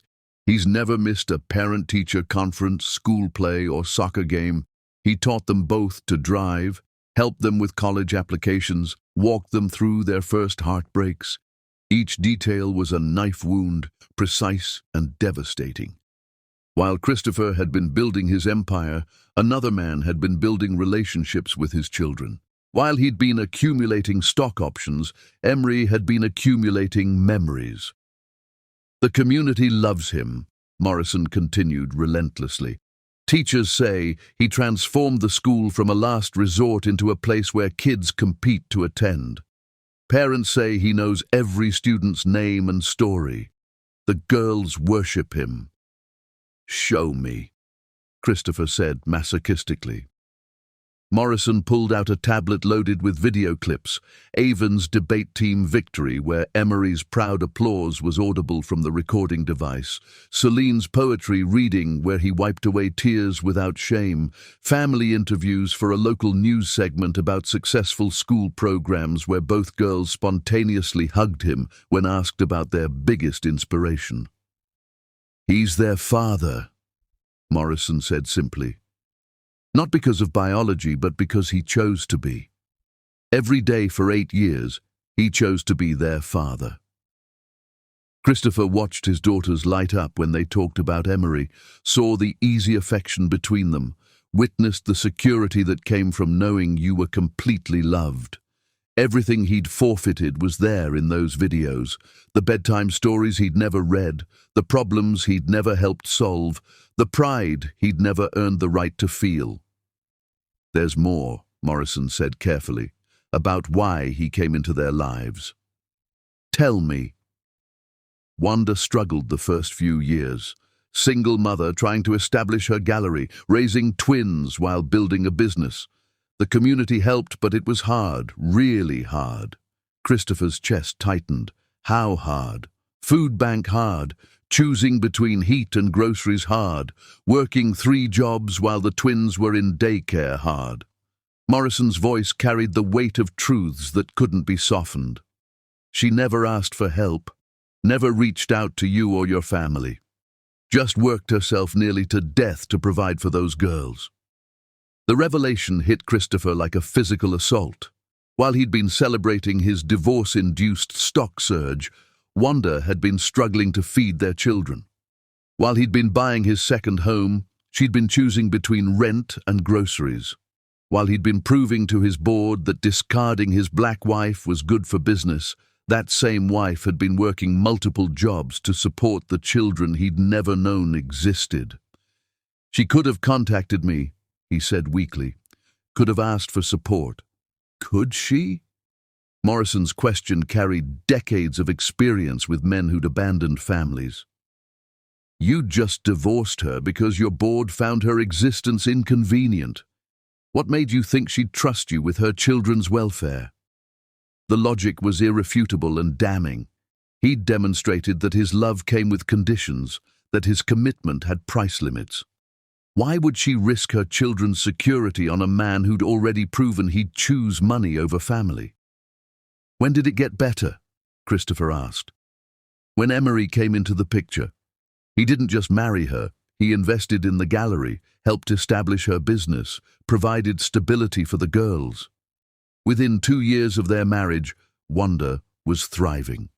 The gallery became profitable, the twins had everything they needed, and they had a father who showed up." Christopher stared at the photographs scattered across his desk. His daughter's birthday parties, school events, family vacations, moments of joy and connection he'd forfeited before they'd even been born. "I want to see them," he said suddenly. "Not approach them, just observe them. I need to understand who they are." Morrison hesitated. "Mr. Slough, I have to advise against one observation. From a distance, I need to see my daughters living their lives." The word daughters tasted strange in his mouth, a claim he'd forfeited the right to make, but couldn't help feeling in the deepest parts of his soul. "One observation," Morrison agreed reluctantly. "But then you need to decide if pursuing this is worth the potential damage to everyone involved." 2 days later, Christopher sat in his rental car across from Cass Technical High School, watching students pour out of the red brick building like freedom made manifest. He'd positioned himself carefully, close enough to observe, far enough to remain unnoticed, hidden behind tinted windows that felt like the barrier between his life and the one he'd abandoned. His heart hammered as he scanned the crowd of teenagers looking for faces he'd only seen in photographs. Then he saw them, Avon and Celine, walking together with the easy synchronization of twins who'd never had to compete for love or attention. Avon moved with purposeful efficiency, her backpack organized, her conversation with her sister focused and intent. Celine was more animated, gesturing as she told some story that made Avon laugh, a sound Christopher had never heard but recognized as the most beautiful music he'd ever encountered. A familiar SUV pulled up to the curb, and Christopher's chest constricted as Emery Claymore emerged. Even from a distance, the man radiated the calm confidence of someone who'd found his purpose and embraced it completely. "Dad!" Celine's voice carried across the pickup area as she broke into a run, launching herself into Emery's arms with the absolute trust of someone who'd never been dropped, disappointed, or abandoned. Emery caught her effortlessly, spinning her once before setting her down and turning to embrace Avon, who approached with more dignity but equal warmth. Christopher watched his biological daughters greet the man they called father, and the love between them was so tangible it made his chest ache with recognition of everything he'd lost. "How was school, brilliant girls?" Emery's voice drifted across the parking lot, warm with genuine interest and pride. "I got my MIT acceptance letter," Avon announced with quiet satisfaction, pulling an envelope from her backpack. "And I got into Harvard," Celine added, practically bouncing with excitement. "Early admission with a partial scholarship." Christopher watched Emery's face transform with pride so pure it was almost painful to witness. This man, this stranger who'd stepped into the space Christopher had abandoned, was experiencing the joy that should have been his. These accomplishments, these moments of triumph, these children who were changing the world at 18, all of it belonged to Emery now because he'd earned it through 8 years of daily love. "That's my extraordinary daughters," Emery said, pulling both girls into a group hug that lasted long enough for Christopher to memorize every detail. "MIT and Harvard. Your mother's gonna cry happy tears."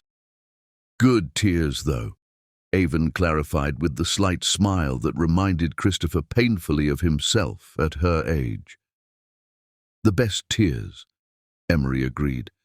"The kind that come from watching your children become everything you hoped and more than you dreamed." As they climbed into the SUV, Christopher caught a glimpse of the interior, debate team trophies on the dashboard, family photos tucked into sun visors, the comfortable chaos of a vehicle that had transported children to countless activities and adventures. A small placard hung from the rearview mirror, "World's Greatest Dad," in Celine's distinctive handwriting. The SUV pulled away, carrying his daughters toward a home where they belonged, where they were celebrated, where their achievements would be shared over dinner with parents who'd earned the right to be proud. Christopher sat in his rental car for a long time after they disappeared, processing what he'd witnessed. These weren't children who needed rescuing or claiming. They weren't missing anything from their lives. They had everything: love, stability, support, and 2 parents who'd chosen them completely and consistently. That night, Detroit hotel. Christopher's phone showed 47 missed calls from his Chicago office and 83 unread emails, all variations on the theme of mounting crisis as Slough Industries functioned without its CEO for the first time in 15 years. Board meetings had been postponed, deals were stalling, and his absence was generating speculation among investors. But for the first time in his adult life, business felt like background noise compared to the symphony of regret playing in his head. He'd built an empire on the foundation of his broken marriage, had accumulated wealth that could buy almost anything except the ability to undo his greatest failure. His net worth had tripled, while his daughters learned to walk, talk, read, and dream without ever knowing his name as anything more than a stranger from the business pages. The irony was devastating. He'd divorced Wanda to protect his business interests, to appease investors who were uncomfortable with interracial leadership. But those same investors had children of their own, sons and daughters, who made all their wealth and success meaningful, who gave purpose to their accumulation. Christopher had chosen money over family and ended up with neither wealth nor love that mattered. His laptop screen showed the social media profiles he'd been studying obsessively: Avon's LinkedIn page with its impressive research publications, Celine's Instagram filled with poetry and social justice advocacy, family photos that told the story of a life lived with intention and joy. In every image, Emery was present, not as an intruder or replacement, but as the gravitational center around which their family orbited. He was the constant in equations that had solved themselves beautifully without Christopher's input. The hotel room felt suffocating, filled with the weight of 10 years' worth of missed moments. Christopher opened the windows, letting Detroit's night air carry the sounds of a city that had learned to rebuild itself stronger and more beautiful than before, just like Wanda had. Just like his daughters were doing every day, becoming the kind of people who would change the world through intelligence, creativity, and compassion, qualities they'd inherited from him, but learned to use from the man who'd actually raised them. Christopher pulled out his phone and called Morrison. "I need to know everything," he said without preamble. "Every birthday party, every school play, every moment I missed. I need to understand the life they've lived without me." "Mr. Slough," Morrison said carefully, "I have to ask, what's your end game here? What do you hope to accomplish?" Christopher stared out at Detroit's skyline, at the lights of a city that refused to stay dead, that kept reinventing itself despite abandonment and betrayal.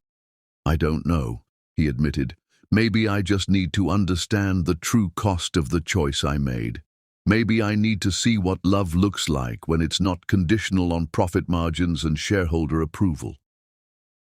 And if seeing it destroys you." Christopher considered the question while watching traffic move through streets where he'd once lived and loved and thrown away everything that mattered. "Then maybe that's what I deserve," he said quietly. "Maybe destruction is the price of understanding what you've lost." Present day, Chicago. 3 days later, Christopher returned to his penthouse with a folder full of his daughters' lives and the weight of complete understanding. He'd seen their school performances, read their published writing, watched video of their debate competitions and poetry readings. He'd learned about their volunteer work, their friendships, their dreams and fears, and the small daily moments that made up the texture of lives lived with purpose. They were extraordinary, not just intelligent or accomplished, but genuinely good people who'd been raised to use their gifts in service of others. Avon's prosthetics research would help disabled children around the world. Celine's writing was already opening conversations about identity and belonging for mixed-race young people who'd never seen themselves reflected in literature. At 18, they were already contributing more to the world than he had in 52 years of accumulating wealth. His office felt different now, not like a command center for an empire, but like a monument to misplaced priorities. The awards and deal announcements that had once felt like achievements now seemed like participation trophies in a game that didn't matter. His assistant knocked and entered with the stack of documents requiring his signature, contracts worth millions, deals that would expand his influence, investments that would increase his net worth by another few percentage points. "Sir," she said when he didn't reach for the papers, "the board is waiting for your decision on the Singapore acquisition." Christopher looked at the documents, then at the photographs of his daughters scattered across his desk. Avon accepting a science award, Celine reading poetry at a community event, both of them laughing with Emery at some family dinner. "Cancel it," he said quietly. "Sir?" "Cancel the acquisition. Postpone the board meeting. Clear my schedule for the rest of the week." His assistant stared at him as if he'd announced plans to become a circus performer. Everything. Everything. Christopher stood and walked to the window, looking out at Chicago's skyline, Another city that had learned to reinvent itself, though perhaps not as successfully as Detroit. I need to figure out what's worth building and what's worth losing. After she left, Christopher sat alone with the artifacts of his daughter's lives and the growing understanding that some mistakes were so fundamental they couldn't be fixed, only learned from, mourned, and accepted as the price of choices made in fear rather than love. He'd spent 10 years building an empire on the foundation of his broken marriage. Now he had to decide if he was strong enough to let his daughters keep the family they'd built from the ashes of his failures. Some investigations revealed truths that set you free. Others revealed truths that demanded you accept the weight of what you'd lost and find a way to live with that knowledge. Christopher Slough was beginning to understand which kind of truth he'd uncovered. Chapter 7. When Wolves Circle. There are two kinds of investigations, those that seek truth and those that seek absolution. The difference is that truth accepts what it finds, while absolution demands what it wants. Present-day Detroit. The call came at 6:47 p.m. on a Tuesday that smelled like rain and reckoning, just as the Claymore family was settling into their evening rhythm. Keisha's voice carried the controlled urgency of a social worker who'd spent 20 years recognizing threats to children and families. "Wanda, we need to talk. Now." Wanda stepped away from the kitchen where she'd been helping Celine prepare for her Harvard interview, into the hallway where her voice wouldn't carry to daughters who didn't need to inherit her fears. "What's happened?" Mrs. Patterson called from Cass Tech. She said a man came by yesterday, claiming to be researching an article about successful Detroit families. Wanted detailed information about Avon and Celine's academic records, their activities, their family background. The words hit Wanda like ice water, flooding her system with the protective fury that had sustained her through 10 years of single motherhood and the early years of rebuilding. Someone was investigating her children. Someone was gathering intelligence about her daughters. What did she tell him? Nothing. School policy, plus her instincts were screaming. Keisha's voice carried the sharp edge of professional alarm.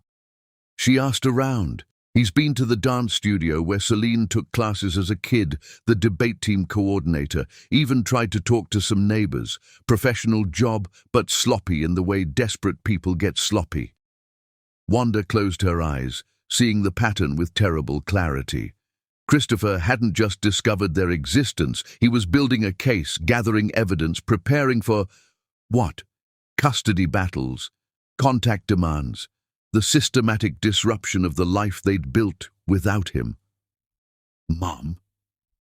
Avon appeared in the hallway with the perceptiveness that had marked her since childhood. "You look like someone just threatened something you love." "Someone did," Wanda said, then caught herself. These were 18-year-old women now, not children who needed protection from adult realities. "Someone's been asking questions about you and your sister, about our family." Avon's analytical mind immediately jumped to the logical conclusion. Him, the man who helped create us but never chose to stay. It wasn't a question. Her daughter had inherited Christopher's capacity for rapid logical connections, though she'd learned to use it in service of others rather than personal gain. "Probably," Wanda confirmed. "I need to call your father. He's in his study, grading papers and pretending he's not nervous about our college interviews tomorrow." Avon studied her mother's face with the same intensity she brought to her research. "Should we be worried?" "We should be prepared," Wanda replied. "There's a difference." That evening, Claymore family meeting. They gathered in the living room that had been the center of their family democracy for 8 years. Every major decision discussed, every concern aired, every celebration shared in the space that Emery had carefully designed to feel like home rather than showplace. Emery sat on the couch with Celine curled beside him, her usual dramatic energy subdued by the seriousness of the moment. Avon occupied the reading chair that had been hers since middle school, while Wanda paced with the restless energy of a mother whose children were being threatened. "So," Celine said with characteristic directness, "our biological father has figured out we exist, and he's investigating us like we're a corporate acquisition." "We don't know that's what's happening," Emery said carefully, though his voice carried the steel that had made him an effective principal. "We just know someone's asking questions."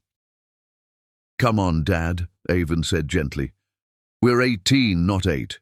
We can handle the truth."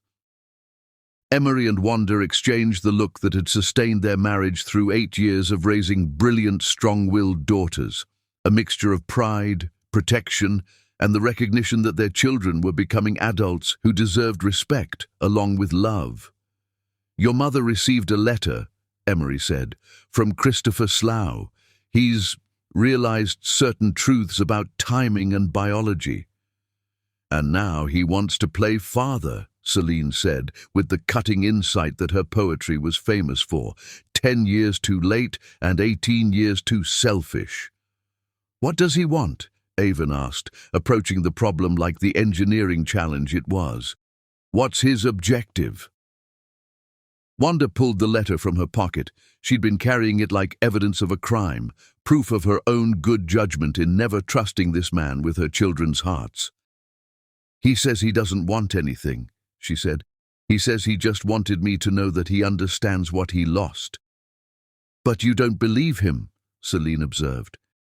"I believe that's what he believes right now," Wanda replied. "But I also know that men who make their living through acquisition don't usually accept loss gracefully." Keisha arrived as they were discussing options, letting herself in with her spare key and bringing the fierce protective energy that had always made her Wanda's guardian angel. At 48, she'd seen every possible family configuration and understood that love came in forms that law and tradition often failed to recognize. "How are my girls handling this?" she asked, settling into the chair that had been designated hers since she'd helped them move into this house. "Like the warriors you raised us to be," Avon replied, earning a smile from her aunt. "Good, because warriors don't retreat from threats. They prepare for battle." "What kind of battle?" Emery asked, his educator's mind already working through scenarios and contingencies. "The legal kind if he's smart," Keisha said grimly. "The emotional kind if he's desperate. The public relations kind if he's ruthless." She pulled out her phone and began typing rapidly. "I'm alerting my network, teachers, coaches, counselors, anyone who might be approached by investigators." "What about us?" Celine asked. "Do we just sit here and wait for him to decide how much he wants to disrupt our lives?" The question hung in the air like a challenge. These were young women who'd been raised to act rather than react, to solve problems rather than endure them. The idea of being passive victims in someone else's drama was antithetical to everything they'd been taught. "We do what strong families do," Wanda said finally. "We protect each other, we document everything, and we make it clear that our family isn't available for hostile takeover." "What if he goes to court?" Avon asked with the logical progression that made her such an effective debater. "What if he demands paternity tests and visitation rights?" "Then he'll learn that rights are earned through relationship, not biology," Emery said firmly. "I adopted you legally 3 years ago. In the eyes of the law, I'm your father. He's a stranger with a theory." "And in your eyes?" Celine asked softly. "Are we really yours?" Emery's answer came without hesitation, delivered with the quiet certainty that had anchored their family through every challenge. "You've been mine since the moment I met you. Not because of papers or legal documents, but because love doesn't need DNA to be real. You're my daughters in every way that matters." "Then we fight," Avon said simply. "If he wants to challenge our family, He'll learn what happens when you threaten something worth protecting. We fight smart, Wanda corrected. We document everything. We involve our lawyer. We make it clear that any attempt to disrupt your lives will be met with the full force of a community that's been protecting its own for generations. Later that night, after the twins had gone to bed, early because they had college interviews the next morning that would determine their immediate futures, Wanda and Emery sat on their back porch, sharing the silence that had sustained their marriage through every challenge. "Are you scared?" Emery asked, reaching for her hand in the darkness. "Terrified," Wanda admitted. Not of him, but of what his presence might do to their sense of security. They've grown up knowing they're wanted, knowing they belong. What if his investigation makes them question that? "It won't," Emery said with quiet certainty, "because we've spent 8 years proving that love is a choice we make every day. One investigation from a stranger isn't going to erase 8 years of daily commitment. But what if he pushes? What if he demands access, claims parental rights?" Emery was quiet for a long moment, considering the question with the same care he brought to every family decision. Then we remind him that being a parent isn't about biology. It's about showing up. It's about 8 years of homework help and bedtime stories and driving lessons and college applications. It's about earning the right to be called dad through daily acts of love. And if the courts will see what everyone else sees, Emery interrupted gently. A stable family that doesn't need fixing, children who are thriving, and a man who's trying to claim credit for work he never did. Wanda leaned against his shoulder, drawing strength from the solid presence that had anchored her family for 8 years. "I should have told him about the pregnancy." "No," Emery said firmly. "You protected your children from a man who'd already proven he'd choose money over family. That wasn't cowardice. That was wisdom." Inside the house, they could hear the twins talking quietly in their shared room, the conversations that had sustained them since birth. The bond that no biological father could threaten or displace. They were discussing their interviews tomorrow, their futures, their excitement about college, and the wider world waiting for them. They were discussing their futures as young women who'd never doubted their worth, never questioned their belonging, never wondered if they were loved enough. "He can investigate all he wants," Wanda said quietly. "But he's going to discover that you can't reclaim something that was never really yours. Those girls belong to us, to each other, to this community, to the love that raised them. And to themselves," Emery added. "Most importantly, they belong to themselves. That's what we've given them, the absolute certainty that they're enough, exactly as they are." Outside, Detroit settled into its nighttime rhythm, a city that understood the importance of community, of protecting your own, of standing strong against those who would try to tear down what you'd built through love and intention. Inside, a family prepared to defend itself against the ghost of past choices, armed with 8 years of daily love and the unshakable certainty that some bonds were stronger than biology, some families were built rather than born, and some love was worth fighting for with everything you had. Christopher Slough could investigate all he wanted. He was about to learn that you couldn't buy, threaten, or claim your way into a family that had been built from choice rather than chance. Chapter 8. The Architecture of Protection. A real family doesn't just share blood or a name. It builds walls together, not to keep the world out, but to keep love in. The phone call came at exactly 9 a.m., timed with the precision of a man who'd spent decades orchestrating high-stakes negotiations. Wanda was alone in her gallery when Christopher's voice filled the space like an unwelcome ghost. "We need to have a conversation about our daughters." No greeting, no acknowledgement of 10 years' silence, just the same corporate presumption that had characterized their marriage. "We don't have daughters," Wanda replied, her voice steady as steel. "I have daughters. Emery has daughters. You have a biological connection to two strangers who don't know your name except from business magazines. Wanda, please, I know I made mistakes.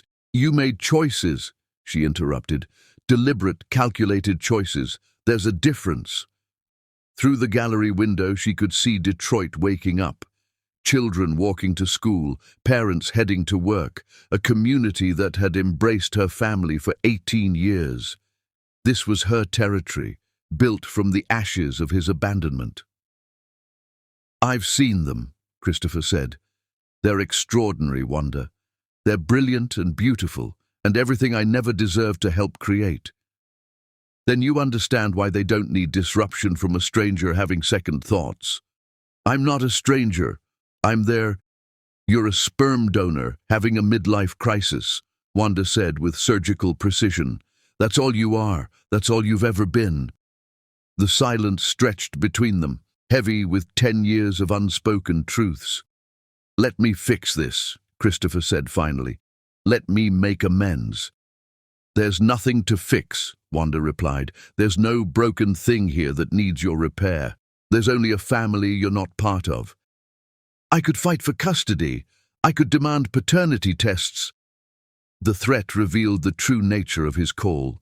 This wasn't about love. It was about control. You could try, Wanda said, her voice carrying absolute certainty. And you would lose, not because you don't share their DNA, but because you've never been their father, because Emery adopted them legally 3 years ago, because any judge would see exactly what you are, a wealthy man trying to buy his way into a complete family. Meanwhile, Frederick Douglass Academy. Emery's phone buzzed with texts as he prepared for his day. He called, making threats about custody. Then from Avon. Someone from a law firm called the school asking about our records. The investigation was escalating. Emery called Janet Morrison, the family attorney who'd handled his adoption of the twins. Janet, it's Emery Claymore. We have a problem. 2 p.m., Hart Plaza. The twins found their parents overlooking the Detroit River, the city skyline behind them like a backdrop for every family conversation.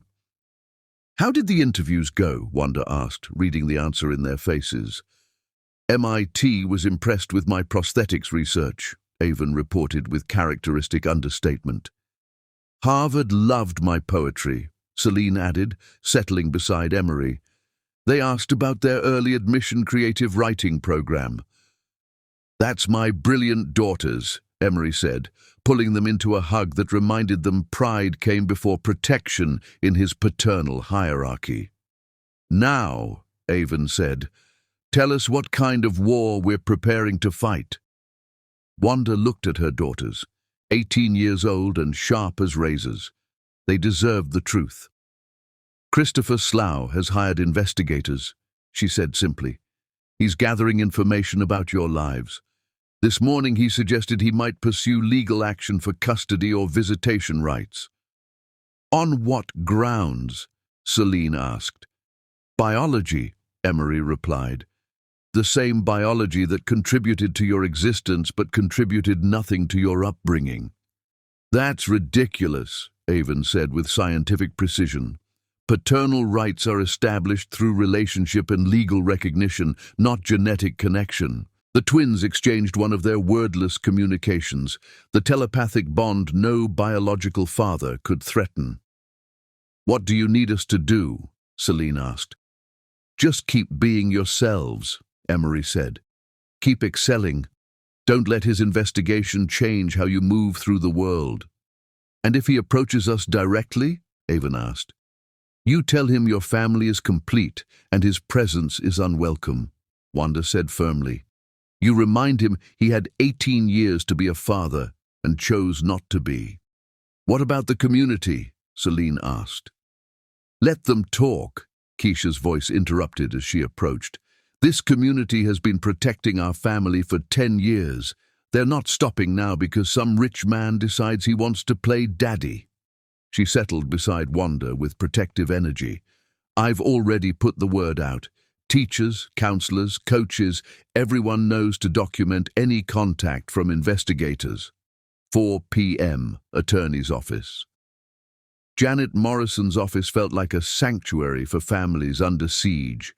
Comfortable chairs, walls covered with photographs of children she'd helped protect.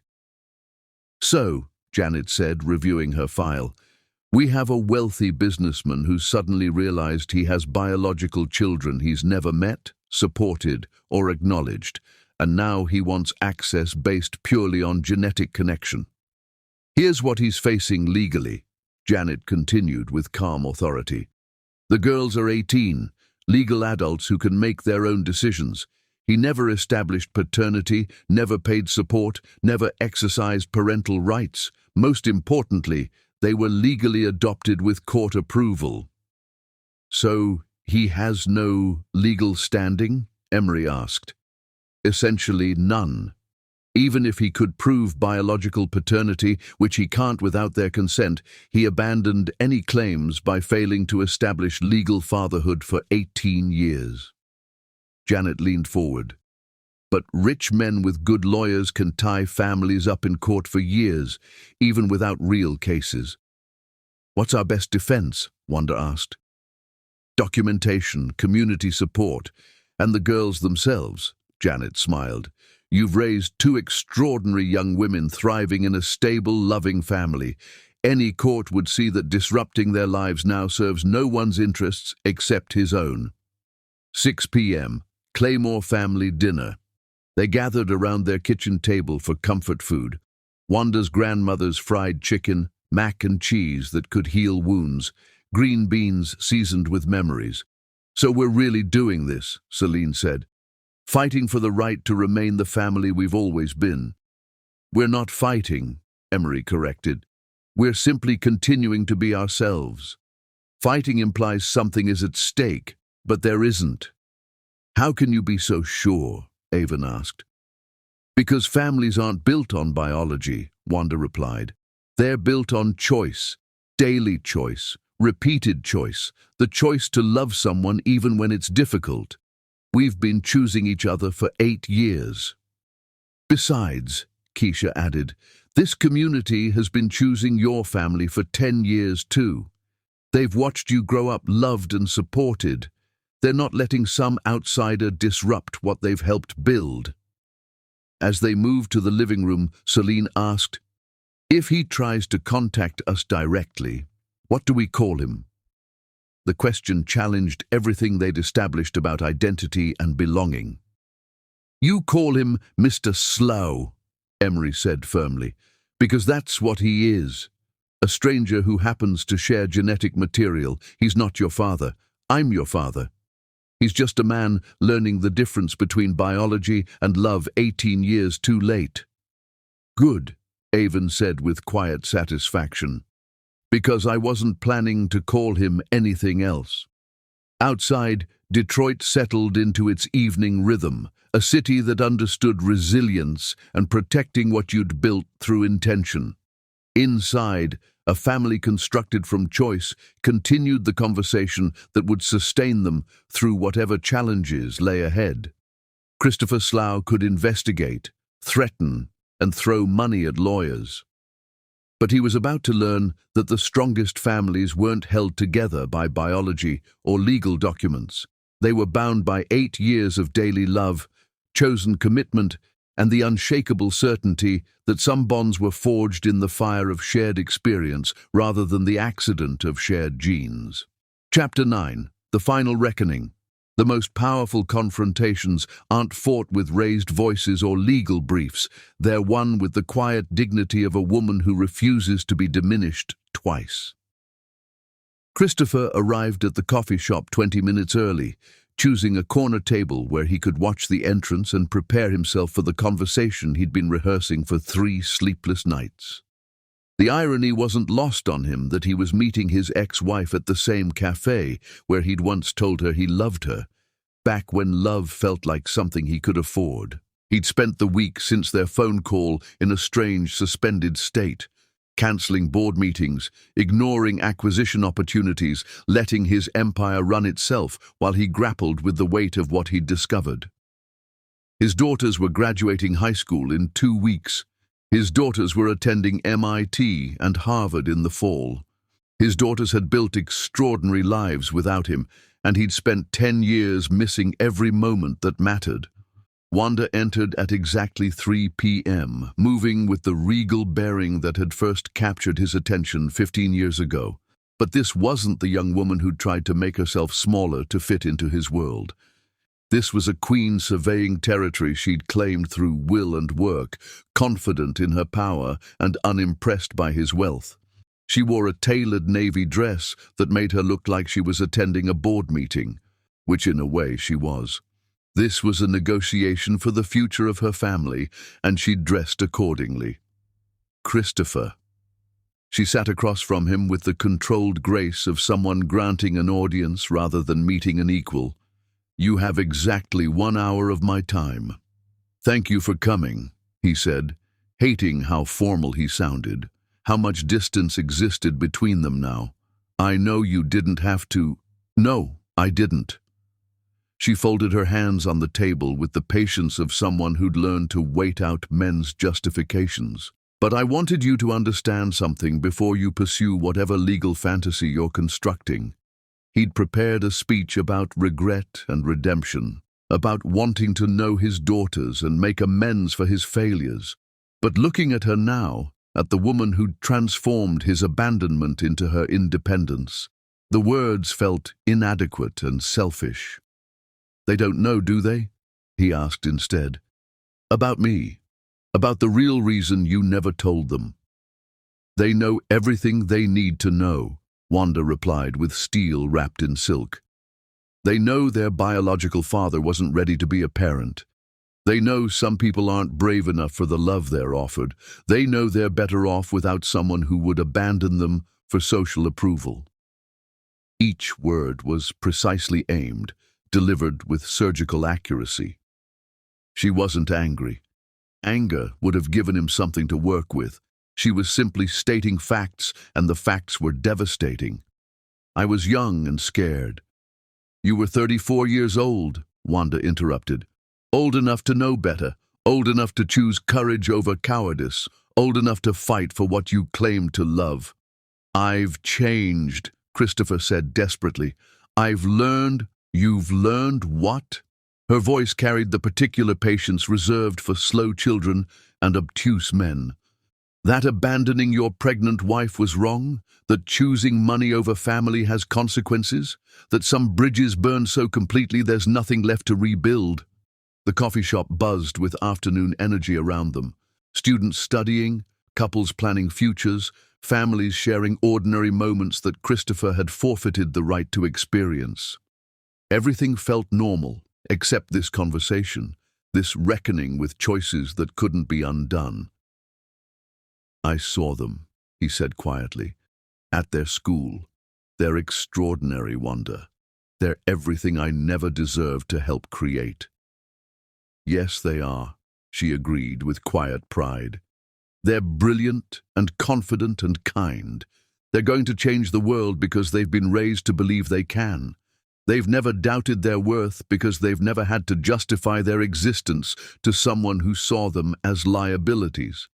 "I want to know them," Christopher said, the words falling like stones into still water. "I want to be part of their lives, to help them, to support them." "You want to claim credit for work you never did," Wanda said with devastating clarity. "You want to feel like a father without having earned the title through 18 years of daily love." "That's not, I just want—" "You want absolution," she continued relentlessly. "You want to ease your conscience by pretending that biology creates obligation, but here's what you don't understand. They already have a father. They have a man who chose them when you chose money. They have someone who earned their love through presence, not genetics." Christopher felt something break inside his chest, not just regret, but the final death of hope he hadn't realized he'd been carrying. "So what do I do? How do I live with knowing what I lost?" For the first time since she'd sat down, Wanda's expression softened slightly. Not with forgiveness, but with something that might have been pity. You live with it the same way I lived with your abandonment, she said quietly. You build a life from what remains. You find purpose in something beyond your own regret. You accept that some mistakes are so fundamental they can't be fixed, only learned from. And my daughters. They're not your daughters, Christopher. They're Emery's daughters. They're my daughters. They're their own women who will make their own choices about love and family and belonging. She gathered her purse with the finality of someone ending a business meeting. You can't reclaim what you never actually possessed. What if I don't accept that? The question came out more threatening than he'd intended. What if I pursue legal options? Wanda's smile was sharp as winter wind. Then you'll learn what happens when you threaten something worth protecting. You'll discover that Detroit's black community doesn't abandon its own to accommodate rich men's guilty consciences. You'll find out that 18 years of love creates bonds stronger than any legal claim you might imagine you have. She stood with the grace of a woman who'd won every round of a fight she'd never wanted to have. You had your chance to be their father, Christopher. You chose your board's approval instead. Now they have a real father. One who earned the title through daily devotion rather than biological accident. Wanda, please, I'm going to leave now, she said with quiet finality. And you're going to let this fantasy die? Because the alternative is learning how far a mother will go to protect her children from a stranger who thinks DNA creates entitlement. She walked away without looking back, leaving Christopher alone with his regrets and the growing understanding that some doors, once closed, could never be reopened. Through the window, he watched her climb into a sensible SUV, probably the same one Emery used to drive their daughters to school, to activities, to all the moments that made up the texture of a life lived with intention and love. That evening, Claymore family dinner. Wanda arrived home to find her family in their usual Sunday evening configuration, Emery grading papers at the kitchen table while the twins worked on college preparation, the comfortable chaos of people who'd learned to share space without stepping on each other's dreams. How did it go? Avon asked without looking up from her MIT orientation materials.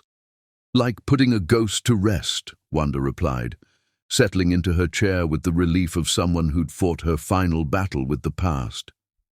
He understands now that wanting something doesn't create the right to have it. Good, Celine said firmly, because we have Dad, and we have you, and we have each other. We don't need anything else. What did you tell him? Emery asked, reaching across the table to squeeze Wanda's hand. The truth. That families are built through choice, not accident. That love is earned through presence, not genetics. That he had 18 years to be a father and chose to be a stranger instead. And if he doesn't accept that? Avon pressed with the logical progression that would serve her well in engineering. Then he'll learn what every other threat to this family has learned. Keisha's voice carried from the doorway, where she'd arrived for Sunday dinner with the perfect timing that had sustained their sisterhood for 40 years. That we protect our own.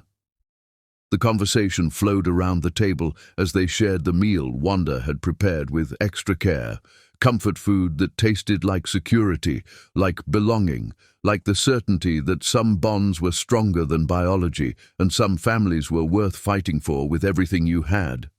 So, it's over? Celine asked as they cleared dishes together, the ritual that had marked the end of family dinners for 8 years. It's over, Wanda confirmed. Some ghosts only need to be acknowledged once before they can rest. 10 p.m. Christopher's hotel room. Christopher sat in his Chicago hotel room staring at his phone where he'd drafted and deleted 17 different messages to Wanda, each one a variation on themes of regret and desperation that she'd already made clear she wouldn't accept. The conversation had gone exactly as he should have expected from a woman who'd survived his abandonment and built something beautiful from the wreckage. She'd given him no quarter, no hope, no possibility that his belated recognition of what he'd lost could translate into any kind of relationship with the daughters he'd forfeited. His laptop showed the email drafts he'd written to Avon and Celine, introductions to children who didn't need introducing to anyone, explanations for choices that couldn't be explained, apologies for abandonment that couldn't be forgiven because it had never been acknowledged as injury. They were graduating in 2 weeks, starting college in 3 months, building lives that had no space for a stranger's regrets or a rich man's guilty conscience. Detective Morrison knocked and entered with the resignation of someone delivering a terminal diagnosis. "The investigation is over," Morrison said simply. "There's nothing more to find." They're exactly what they appear to be. 2 extraordinary young women raised by people who love them completely. And legally? You have no standing, no claim, no right to contact them, see them, or disrupt their lives in any way. Morrison settled into the chair across from Christopher's bed. Even if you could prove paternity, they're legal adults who can make their own choices about contact, and they've made it clear through their mother that they have no interest in knowing you. Christopher closed his laptop, shutting down the fantasy that had sustained him for 2 weeks. "So what do I do now?" "You go back to Chicago," Morrison said gently. "You run your business. You find a way to live with the knowledge that somewhere in Detroit, 2 remarkable young women are thriving without you because of choices you made 10 years ago. And if I can't live with that?" Morrison was quiet for a long moment, considering the question with the weight of 30 years spent watching people grapple with the consequences of their choices. "Then you learn that some prices are too high to pay," he said finally, "and some lessons come too late to matter." Outside the hotel window, Detroit hummed with its evening rhythm, a city that had learned to rebuild itself from abandonment, that understood the difference between what was lost and what could be saved. Inside, a man who'd spent 10 years accumulating wealth finally understood that he'd bankrupted himself in the only currency that mattered. Christopher Slough would return to Chicago in the morning, to his empire and his empty penthouse and the life he'd chosen over love. And in Detroit, his daughters would continue becoming the extraordinary women they'd always been destined to be, raised by a father who'd earned the title through daily devotion and a mother who'd transformed abandonment into independence. Some stories end with reconciliation.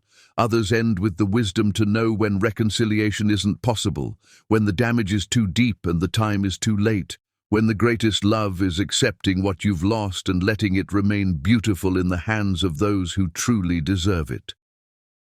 Chapter 10. What Love Costs. What Love Builds. The measure of a life isn't in what you accumulate, but in what you leave behind. And sometimes the greatest gift is knowing when to leave nothing at all. Present day, Chicago.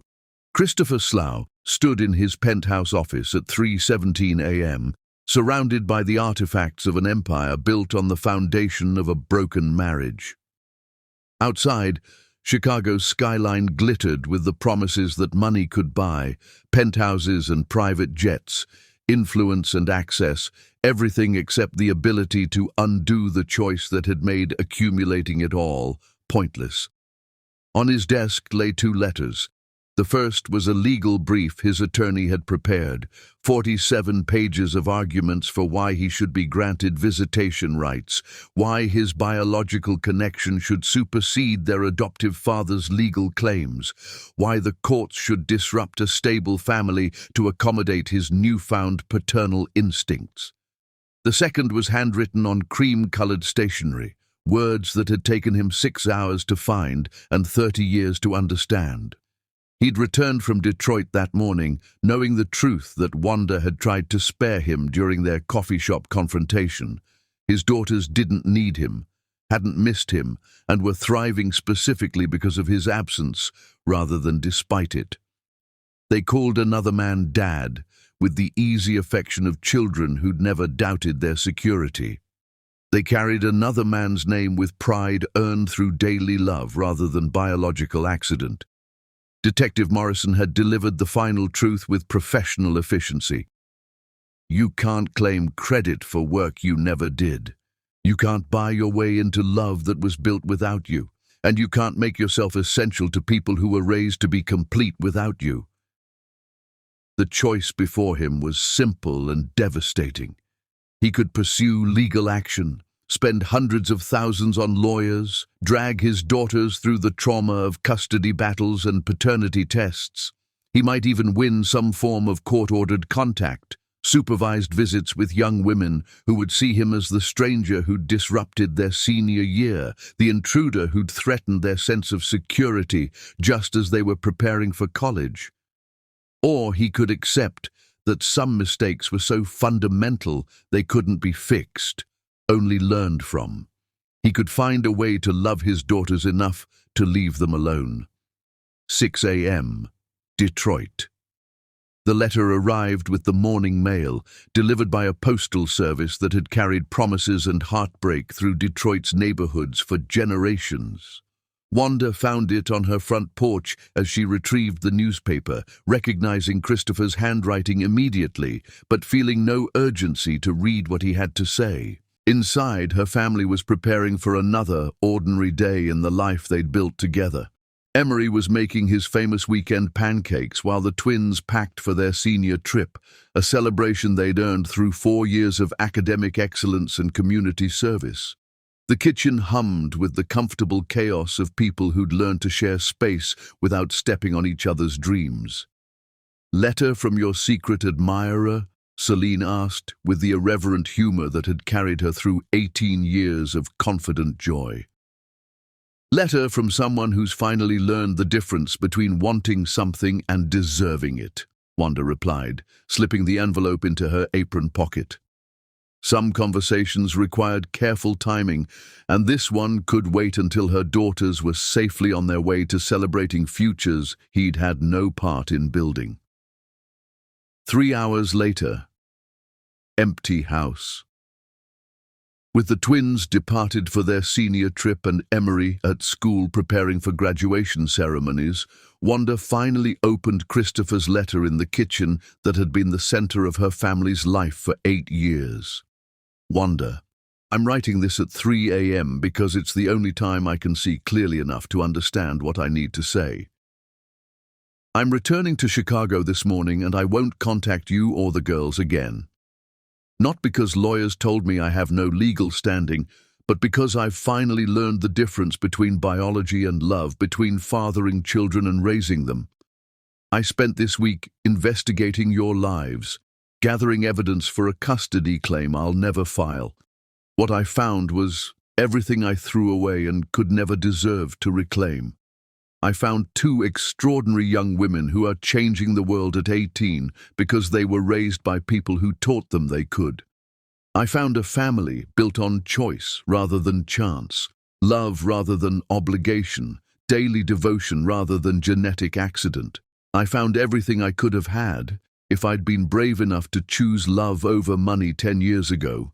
I'm establishing education trusts for Avon and Celine, enough to pay for graduate school, research projects, whatever dreams they choose to pursue. The only condition is that they never know where the money came from. Let them think it's a scholarship, a grant, anything except the guilt offering of a man who forfeited his right to love them. I won't disrupt their graduation, their college plans, or their sense of security. I won't claim credit for their achievements or try to buy my way into their affection. I won't contact them until they're adults old enough to understand the complexity of what happened between us, and even then, only if they choose to seek me out. Thank you for protecting them from me when they needed protection. Thank you for giving them everything I couldn't. Thank you for being everything I wasn't brave enough to be. I hope someday they understand that walking away from them is the most loving thing I've ever done. Christopher, tell Emery that he's the father I never had the courage to become.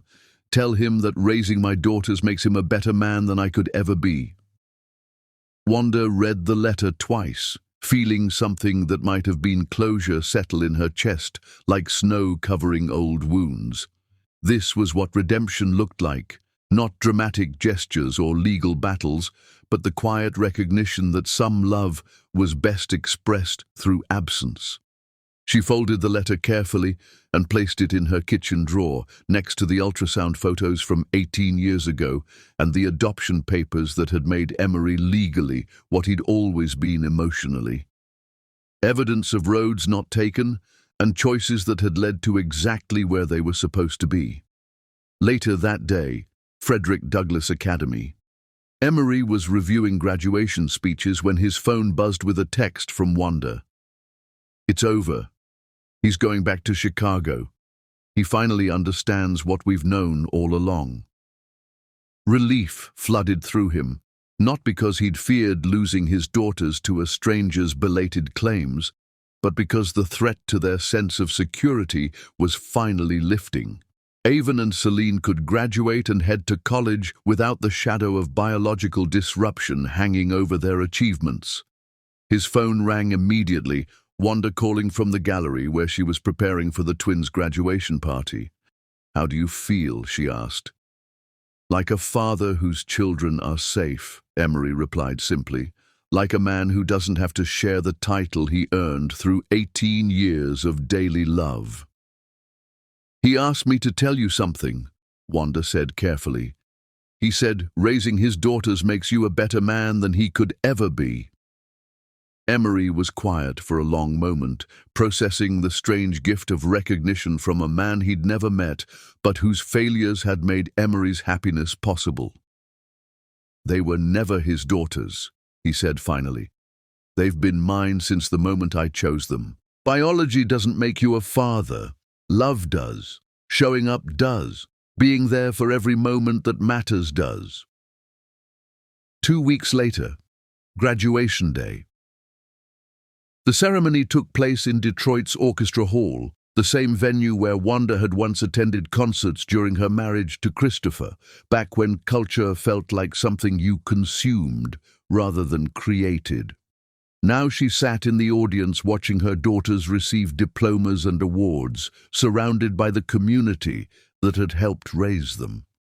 Avon graduated valedictorian with early admission to MIT's biomedical engineering program and a full scholarship funded by an anonymous donor, money that would allow her to pursue her dream of creating affordable prosthetics for children in developing countries.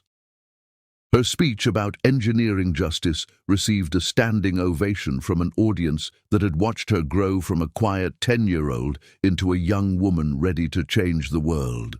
Celine graduated salutatorian with early admission to Harvard's creative writing program and a collection of published poetry that was already generating interest from major publishers. Her graduation speech about the power of chosen family moved several audience members to tears, including the father who'd chosen her rather than simply fathering her. Emery sat between Wanda and Keisha, his face radiant with the pride that could only come from watching children you'd raised become everything you'd hoped and more than you'd dreamed. These were his daughters in every way that mattered, not because of biology, but because of 8 years of homework help and driving lessons, college applications and heartbreak comfort, daily acts of love that had built bonds stronger than genetics.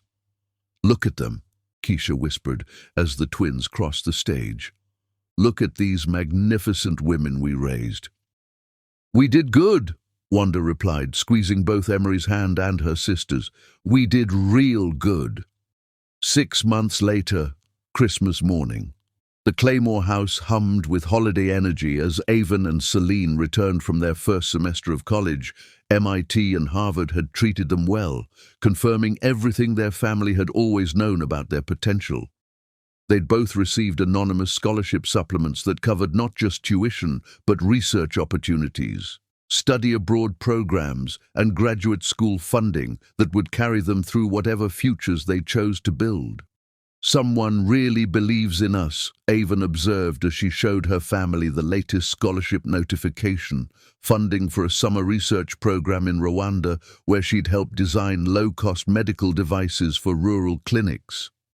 Someone believes in justice, Celine added, displaying her own notification about a fellowship that would fund her graduate studies in social justice literature.